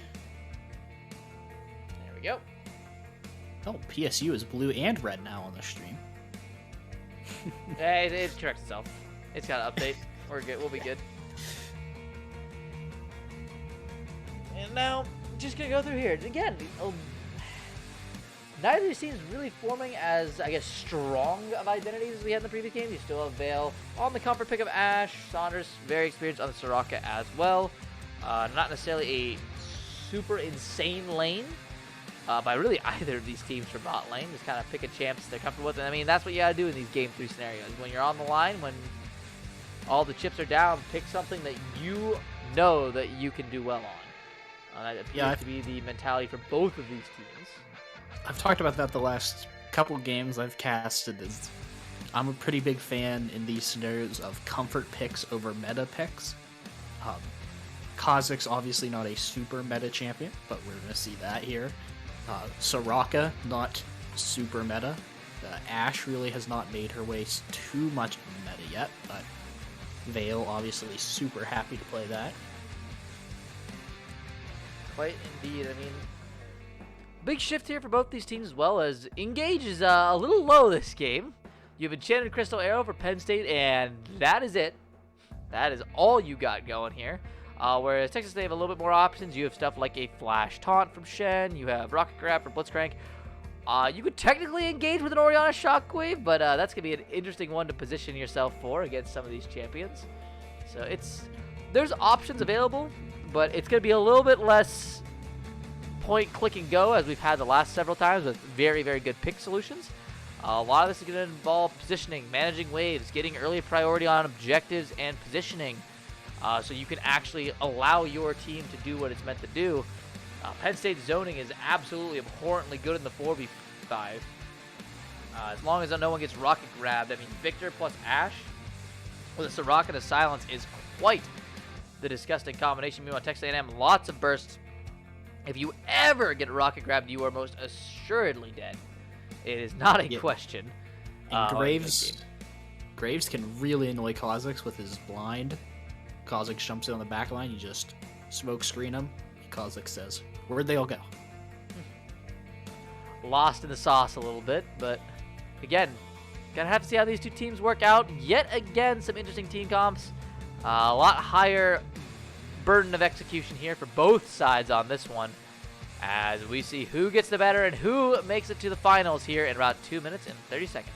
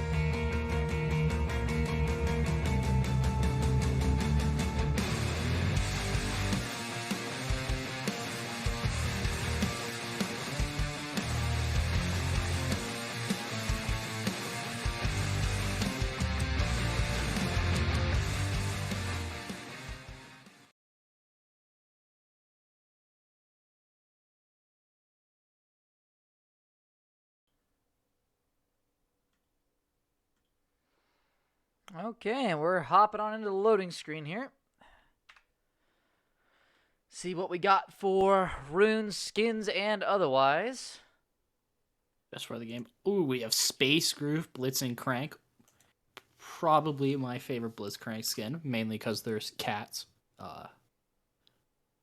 Got High Noon Ash once again. I was kind of hoping Vale would switch it up here between games, but he elects not to. TPA Shen, I think, is a pretty underrated skin. Cafe Cutie Soraka is meh. I feel like Soraka has enough of the cutie type skins. Nah, Cafe Line's is solid, man. I think it's solid. I just mean it's not much different than like normal Soraka skins. Like Cafe Cuties. We will agree to disagree. Cafe Cuties Vladimir and Bard are super cool. I love those. They're pretty different than their normal skins. We do have a really cool chroma on the Blitzcrank skin. I'm going to stop you there, because before we talk about chroma and skins, we got to talk about this level 1 is Tablea. Gonna find Chandra's here. Ooh. Respectful. I mean, you kind of have to do the respect flash there in that situation. If Blitzcrank does get the right predict, it's a little bit hard to dodge, but this does mean Penn State gonna get a little bit of entryway here up into the top side jungle. Graves and Fiora more than willing to take a look in there. Yep. Booster just gonna sit up here by the red buff. Not sure if Texas A&M going to check this one out. Vale playing very conservatively down here toward the red buff. Not going to look for the easy pick is, oh, Rothelcopter. Yep, that's the entire enemy team. Can he get out, though? The blast cone is there, so should be able to escape with his life. Does have to start Shadow Dash, though. Not ideal, but... Yeah, gonna be a really rough level 1 of Fiora when you start Shadow Dash, man. That's a really rough level 1. Most likely is going to just TP the lane here. Yeah, it's gonna be very hard to contest wave without that nice fatty % max health damage with shield. Kha'Zix, it looks like he's just going to jump the wall onto the red buff here on the other side. Gonna be some vertical jungling. Very standard for this kind of split map style of play is, yeah, Duckwings knows he started E, he was there for that play. He is going to pressure the Shen as much as humanly possible. His taunt early game, not exactly the most effective when you can't follow up on it. And especially when the RNG puts your Vital right in front of the Fiora. You know, happens. As, yep, there's a nice little trade there from Duckwings, using the repost for essentially an auto attack reset. A little bit of both there, and yeah, Jungler is just going to split the map. Notably, Booster not taking the Krug camp. Leading that one up, does not want to get collapsed upon early game. As it's going to be farming in pretty much every other department. PSU, understanding they are the weak side. They do get pressured off by Blitzcrank here. This is not something they want to get snowballing too incredibly early. Spot out. Yep, Kha'Zix on the Krugs there, so they know exactly where he's at. They do see that the Raptors are still up, so yep. Booster can keep pathing towards that way. Yep, and as soon as he gets spotted on vision anywhere, they're going to stand, okay, I have my Krugs up. This is going to be about pretty much an equal trade of camps, not necessarily an equal trade in XP, as Raptors are worth less than Krugs, but hey. That's that, and yes, Rothelcopter is he's in a rough state. He is not liking life. This is a play for team kind of lane. He is going to have a fun time here. This lane was not going to be fun for him even if he didn't have his level 1 issue. That was really nice by Duckwings to avoid that power shot. It just exacerbates when you start getting situations where you're already this low because of the early trading, where you try to contest the wave and you're already down so much farm. Interesting pathing actually here by Booster to come back up for the Krug camp, knowing that Kha'Zix did not take those yet. So can come back up for the dive. Maybe. I don't think they're going to do a pretty quick timing here because I don't think they have the wave for it. Yeah, the wave is Greasy not Watermelon stacked. in the AO. It's going to be a little bit of a tough spot. Yeah, Booster is just going to let that Final Krug go away, as maybe suspecting Kha'Zix pathing. Yep, finds him here. Greasy Watermelon. You'll see him. Has red buff, though, so it's a little bit more advantageous at least if he can get in there and start getting hits in. Ducklings, though, following up. Greasy Watermelon forced to flash away.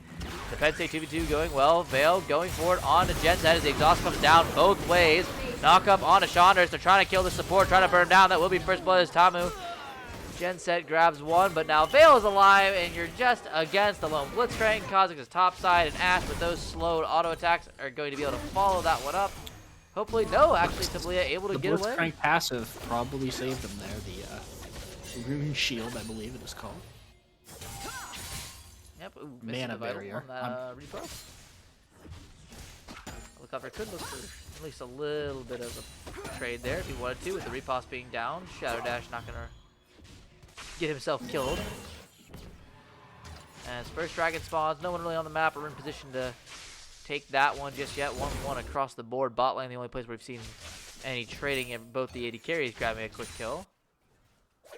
As now, resets coming through. And it's going to be a quiet start to this one. Ducklings, yeah, this is just... Shen just got to suffer until he hits 6, then he can hopefully ult somewhere and make some play. That's the point here, is Tablea. Early mid-game road, the Hex Flash, though. I don't know if they know Ludivers is that close. Ooh, they missed it up. Yeah, Ludivers, I think, threw him off there as he was caught out on that sweeper lens. So Ludivers manages to kind of accidentally dodge out of a very good gank. Yeah, sometimes you luck into good plays.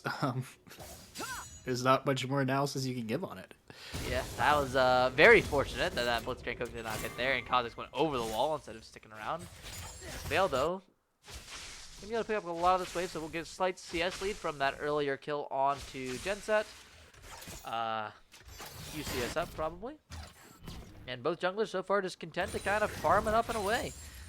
Booster's letting his pressure be known topside, but for the most part, besides burning the flash off Greasy, not doing too much else of interest, not really playing around this bot side too much, which is kind of what we expected, judging by the early pathing. And do have ultimates now for the solo laners. Yep.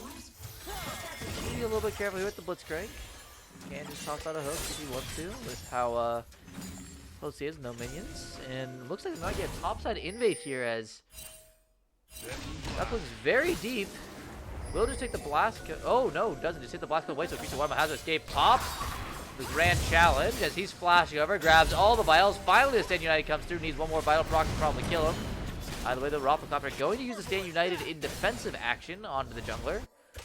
This does mean that the full top side will be ceded to Booster. Yeah, Kha'Zix is sticking around. He's trying to say... He's seeing if he can like slide his way back in. I'm not sure if he was actually spotted there by Booster, he needs but to be will careful, be chased Booster around has here. ult. Booster is level 6. This isn't a great spot for him to be in. Pinging help there, wants to get help to get this red buff. The Orianna says, I'm under my tower. I also want to get my farm. Thank you very much. Is trying to look forward here. Half HP. Needs to be really careful with the red buff. Taking the shot from now. Does get the smite through and can jump over the wall. Booster had his available as well. Not sure why he did not. Maybe he doesn't have it evolved yet. No, he doesn't. I'm not sure if that evolved his or not. However, either way, good play there by Greasy to kind of steal one back, so to speak. Yeah, Greasy got his off of that, so their smites were equal. Yeah. Booster just decided he did not want to smite. So it would appear Universe down a little bit of farm here into Arcade King early on. Victor does take a little bit longer than Orianna to get going in full swing during the laning phase. In some cases, either way. Neutral game thus far. About 300 gold, 200 gold difference here in the favor of Texas A&M, but that's just essentially ebbing and flowing with the wave states. As Penn State steps up, they're able to do stuff as Helicopter trying to get out here. Blocked one more on the Spirit's Refuge as there comes the repost, looking for this final vital. Nice vital. Oh, one more on the backside. Does not decide to go for it. Not going to risk getting hit on her tower. And Helicopter will just be able to use the TP to come back to lane. He did go first item Bramble, so he's cutting off Fiora's healing a little bit. Bramble, not a great healing reduction item, but it's the best one Shen's gonna get. It's something you gotta take early. It's a Fiora, you have to take it. Though, for this, Herald going to be traded for First Dragon. Texas A&M putting that up. This is on the bot side of the map with the pressure they have. They're gonna be like, yep, so secure this early in Pearl Drake. Penn State, on the top side of the map.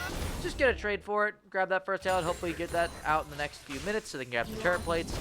Probably either mid or top lane from the looks of how things are going this far. And start to kind of break open this game. As again, we are dead even game state. Greasy Watermelon does get another red buff, so is just absolutely killing Booster when it comes to buff secures. Yeah, he's just jumping all over the place. Yep. Ducklings and grab a plate up top lane there. Waits for the demolished proc. As looks like Greasy Watermelon also sneaky stealing away the Krogs. This is a very dangerous position for him to be in because he hopped that wall and never got spotted on vision. is going to be able to steal away both these camps on the invade without being spotted out. Is he going to get spotted? He's going to get spotted by this control ward here. Yeah, he Bot will lane get if they spotted, react so fast enough. Doesn't look like they want to fight him just yet. Booster is in the area, but yeah, they know Krugs are gone at this point. And you're just going to back. Yep, just pull the reset off. And again, dead even game. Probably going to see the Herald play come out here sooner than later from Booster as he's coming off this reset timer. Or also something trying to push out this wave, but yeah, this is pain. He actually got a level lead. Just because his wave is stacking. Yeah, Ducklings. Yeah, it's not. It's a faux level lead. I know he's down 20 CS, but I have to say, after that level 1, this is probably the best situation he could hope for, not having died yet. So far, yes, has been fortunate to have the Stand United and Flashes ready to go, but probably going to need more than that as he does grab a top 3. Grand Challenge comes out. Alpha Company going to block a few, but the Vitals still proc regardless of if you block those auto attacks. And yeah, Boost up there to grab kill. His bot lane, Penn State taking into a fight. His Veil very low. Good wish to heal him back up. Atamu and Genset. Completed Genset low. No Enchanted Crystal Arrow available. Already used that, I'm assuming, to kick off the fight. As Watermelon choosing instead to go contest the top side. Maybe you're looking for a Stand United play right off the comeback in. Yeah, Booster gonna take a tower shot. Greasy Watermelon. Yep, he's just threatening. Shen's up in 3. That's the timer you're waiting for. Your vibes are terrible. This Blitzcrank skin is great. Taplea just fishing around here, looking for anyone he can grab his grubby little mitts on. And with that, you get a few plates top lane for Penn State, a kill. Solid to boot, a little bit of a gold lead here, and hopefully can accelerate this Fiora, because as soon as the side lane breaks open, Duckwing's just going to become stronger and stronger as the game continues. Shen not going to be able to match Fiora for too terribly long on a side lane, that is for certain. Yeah, he's going to have a very rough time of that. Fiora's getting to that point where she's just going to dash away from you every time if you do try to collapse on her. Once she gets a mythic, she's probably just going to 1v2 you if your jungler comes. Yep. And now, I'm just going to go back to farming about a minute 50 on this next Drake. Let's see who wants it. Can go pretty much either way, with maybe bot pressure going to determine more of what the junglers want to do, as we still have 2 minutes till the next Herald comes up. And second Herald significantly less value than the first. Yeah, that's pretty much not worth it unless it's just completely free and you have nothing else to be doing. Booster still playing up toward this top side. You can grab this red buff here, or try to. Might be checked soon. Yeah, they have an inkling of an idea of where Booster is, so gonna try to slide up here with Orianna and Kha'Zix instead. Just going to try to blast cone over. Place. Yep, Booster right over the Krug wall as they look for a play on the Ducklings, who goes low immediately, has to flash away, but Blitzcrank is right here. Well, yeah, this is Booster has to abandon, but oh, gets roped right back in. The flash out, but the E still hits. The ult not gonna do much of nothing. Greasy Watermelon just gonna go forward. Oh, another one canceled away as, yeah, Booster just gonna try to buy some time here, and Greasy Watermelon comes up with another kill. And that's a big win for Texas AMU as they start to bring some kills back into this game and thwart that topside pressure. Yeah, it was disastrous there for Penn State. Booster really did not need to be in that position. And then once he got there, Duckwings came over. Even if the Blitzcrank wasn't there, they were in trouble. Universe, good dodge right mid. Emote for good measure. Oh, you know, anytime a Blitzcrank misses a hook, you have to emote. It's law of the game. Gotta play the mental warfare game as Duckwings back in top lane. Can just pick up this massive wave set in front of his turret. Although this does mean that with Booster going back top, Penn State willing to secede the second Drake.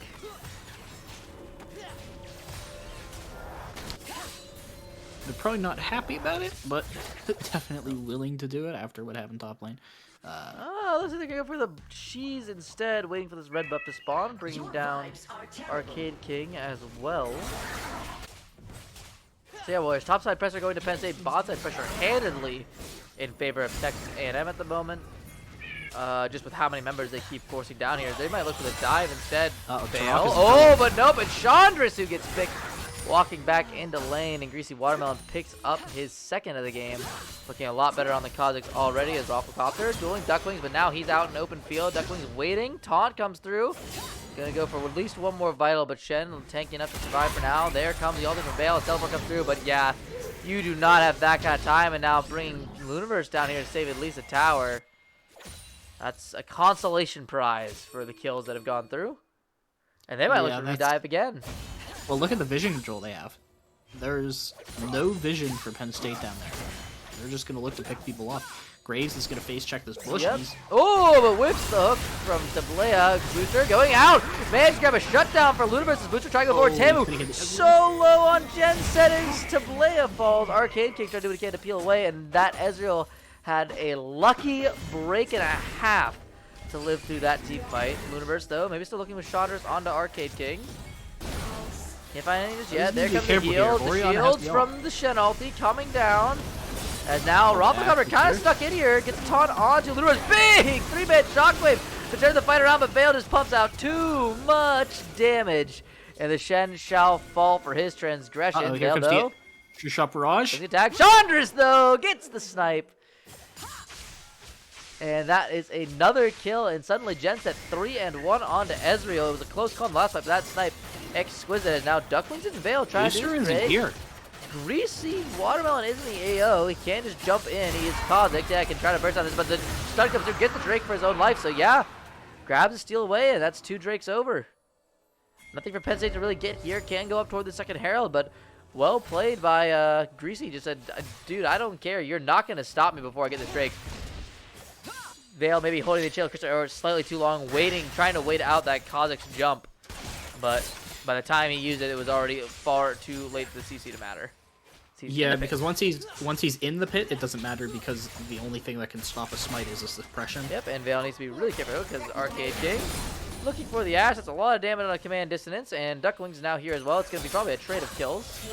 Oh, the flash forward Sombrero for the shutdown. And Arcade King more than happy to trade away his life for Vale's in that instance. As we wend our way toward the end of laning phase here. 17 minutes on the clock. Around a little less than a 2K gold lead for Penn State, though, but that could swing in flux with the tides. It's actually now Texas A&M who's up in kills for Penn State. The second Herald was secured by Booster while this whole thing bot side was going on, as they've switched Ducklings down to try and whittle down the tier 1 in bot lane. As the Dragon not up for 340, they put him down there, get that turret, and then go back up as the Arrow tags the Ezreal, manages to get out with the Arcade Gem, but it's not going anywhere fast, and the shutdown manages to go on to Luniverse. Fantastic pick yet again.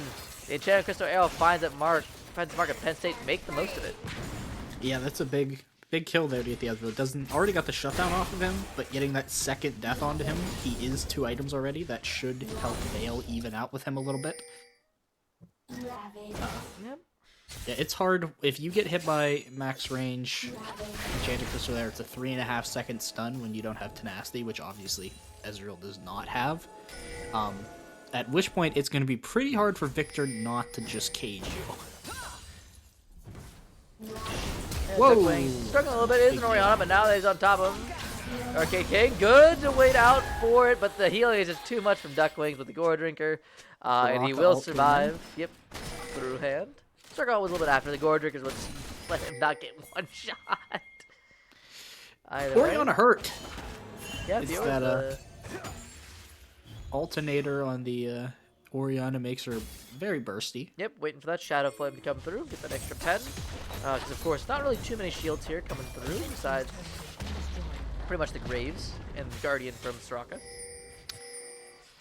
Yeah, it's not too much going on. You really Shadow Flame it has shields in the description, but even when they do have shields, it is not super great. Yeah, bonus pen based on missing health is essentially what it gives. That's what it is. If you are it's good on every mage, but if you're a burst mage especially, and you've got obviously Soraka, Ashe, even Victor are lowish health champions. You're going to be really happy with that. I believe it's 1,000 HP is when you get the max pen. Arrow whips there onto Jenset Tablea. With that, Penn State gonna try to make a Herald play here in mid lane, but Dog Shakers do need to be a little bit careful. They will spot Kha'Zix out with the Hawk Shot, so they understand that Greasy Watermelon in the area. Herald gonna walk up here. Can they defend this charge? It looks like they will prevent it, and that means mid lane turret goes down, and Penn State expends nothing in response. Arcade King gonna try to zone Ducklings away. He still has a level advantage over the Fiora, so feeling good in that regard. But it has to be careful because as soon as Fiora gets on top of you, there is no getting away. But yeah, Ducklings committed a little bit too much here. Does dodge away for the beginning. Gonna get some healing off the Gordon Breaker. Try to go, but nope. There's the shutdown. Command distance, point blank range. And that will be the return kill for Oriana. Might have even gotten it on the solo side of things without Kha'Zix there from the overextension, but yeah, Arcade King said, you had enough fun with Shen. You get to play with me now. yep, the control mage a little bit better controlling the space. Now between sides goes to Booster, looking near side on Ziblea. Can't throw the hook because he's blind. As Jed said, fails the ultimate, stands still to do so, but now Greasy Watermelon on the backside with the stand united. That taunt on to Veil. They wish there's so much work actually as Veil throws one the wrong way. The distance will be enough as Chandra's now in trouble. Lunaverse though saves his support. Arcade King will grab one in return. Double kill for the Ornaz. Lunaverse now dueling him. Copter trying it here for the taunt to save his mid laner. Flash forward though. The Q does it for the Lunaverse as a double kill for Victor. This man is an absolute monster on this champion this series. It is a Lunaverse diff.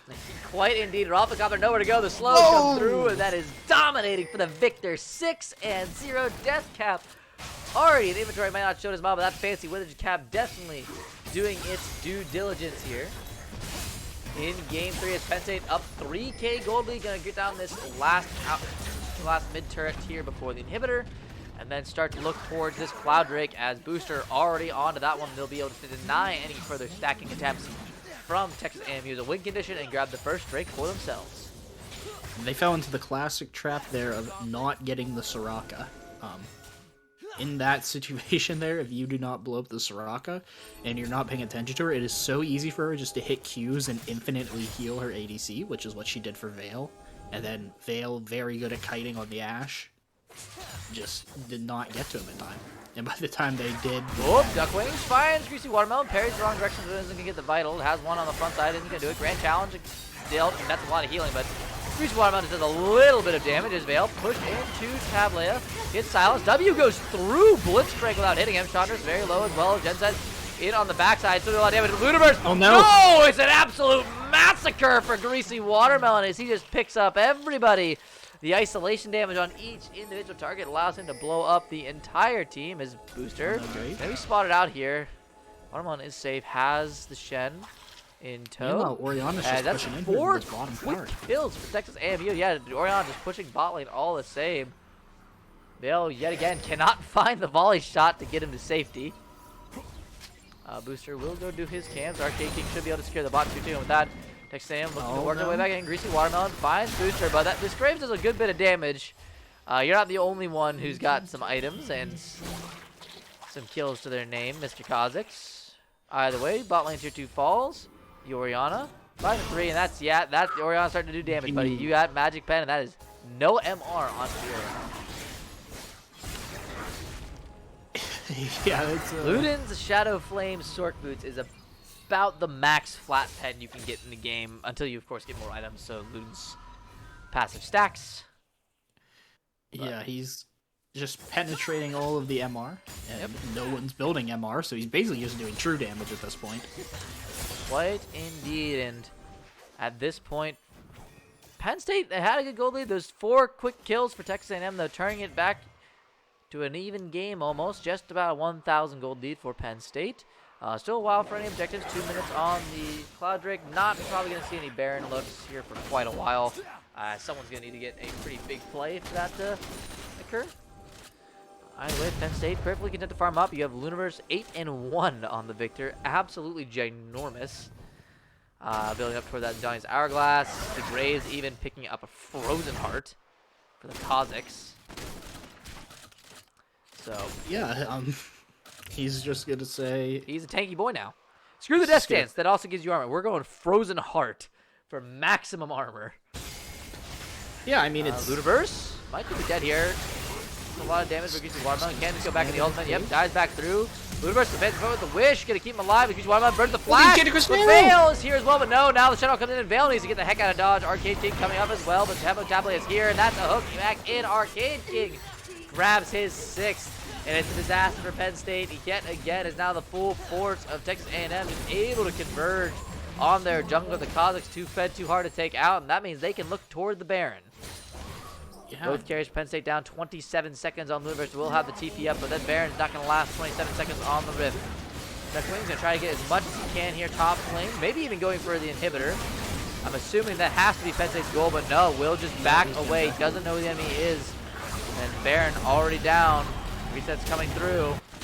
You're going to try to get to him. Looks like Duckwings is out safely. Yep, Duckwing's just going to get out, grab that tier top as a consolation prize, but now Texas A&M 1,000 gold lead up in advantage plus. And we'll see how much they can make happen on the Baron power play. Just a minute left on that next Cloud Drake. Neither team really needs it if they don't want to fight for it, but I'm assuming that Texas A&M looking for excuses to pick fights at this point around this Kazakhs, using Greasy Watermelon to their advantage to just one-shot the Penn State backline in these small skirmishes. And that really been Penn State's problem this game. The team fighting has been fine. It's been the skirmishing, not really grouping up, not really coordinating well enough. Veil getting picked off early as well as, ooh, Duckwings is on the wrong side of the river here as Veil tagged. Not very happy about it. Veil losing half his HP. Yep, happens. Booster and Duckwings to try to push Tablea and company outside of the spot side river. Grab priority here, and it looks like Penn State will hard force this Drake. From the looks of it, do you have a Roppelcopter up to our top lane here, working on that tier 1 with Baron, but at this point in the game, you're not too terribly worried about that. Penn State, though, will give up the pressure for now. Back out of the river a bit. Booster hit by Greasy Watermelon. Bale a little bit lower than he needs to be, for instance. Yeah, they got to do this fast. Ezreal and Shen pushing back into tier 3 on tier 2 respectively. Yeah, they could easily lose. Yeah, they're going to lose this inhib tower. Goes down. Inhib tower now under siege by the Ezreal. Going to do a lot of damage with this build. Yep, it's just going to go down. Ult's going to try to come through to catch somebody. Looks like it's too short for anybody. And yeah, because of that, Ashe just dies. Arcade King one-shots the enemy to carry. Tablea flash! Hook over the wall as the fail flash from Shotters means the support is very dead. And this means it's Texas A&M's turn to play. Roppelcopter grabbing the inhibitor. Duckwing's going to try to look in response, but yeah, this one, all of a sudden, out of nowhere, Texas A&M just turning up with every single pick they need. The picks onto Veil, the picks onto Booster, picks onto Duckwings. No less so the latter. And yeah, another pick on a Lunaverse there. Fantastic from Tablea. Duckwings. Oh my goodness. Yeah, Jensen doing so much damage. Booster doing what he can, but that is it. That's all she wrote. And in a minute, we go from an even game state to an absolute slaughter in favor of Texas A&M. And it will be Texas A&M versus USC in the 2022 Nittany Invitational Finals tomorrow, 5 p.m. Eastern Standard Time. Very well played game by both teams for this one. Congratulations for them to making it this far, all the way up to the semifinals. But there can be only one winner, and Texas A&M, congratulations. Very well played series. Even the one loss, still a very hard fought game, and deservedly will be moving on to the final round of competition. Yep, they're going to have two really good teams playing. Both gave us entertaining series today. Super excited to see that. Yeah, absolutely. Both going the full distance, so all these teams in the top 4 within punching distance of each other in some degree or fashion. So, very well played by both teams. Thank you guys all for watching today. It's been an absolutely fantastic set of games, as we've said. We really appreciate it, and hopefully get a lot of you guys out here tomorrow. If you're a University Park Penn State student, we'll be in the Hub Lounge doing a live cast, and we actually have a nice little special treat for you guys. We're actually going to do an analyst desk for finals. So we have 4 great players here from Penn State doing a little analyst desk before the game starts. So tune in 30 minutes before, so 4:30 Eastern time. Get to see some insight onto our next match. Again, Texas A&M takes on USC in the Nittany Invitational Finals tomorrow at 5 p.m. back here on Penn State League. Until then, I've been Infamous Trash. I've been Runkalicious. And we will very hopefully catch you guys tomorrow back on the Rift.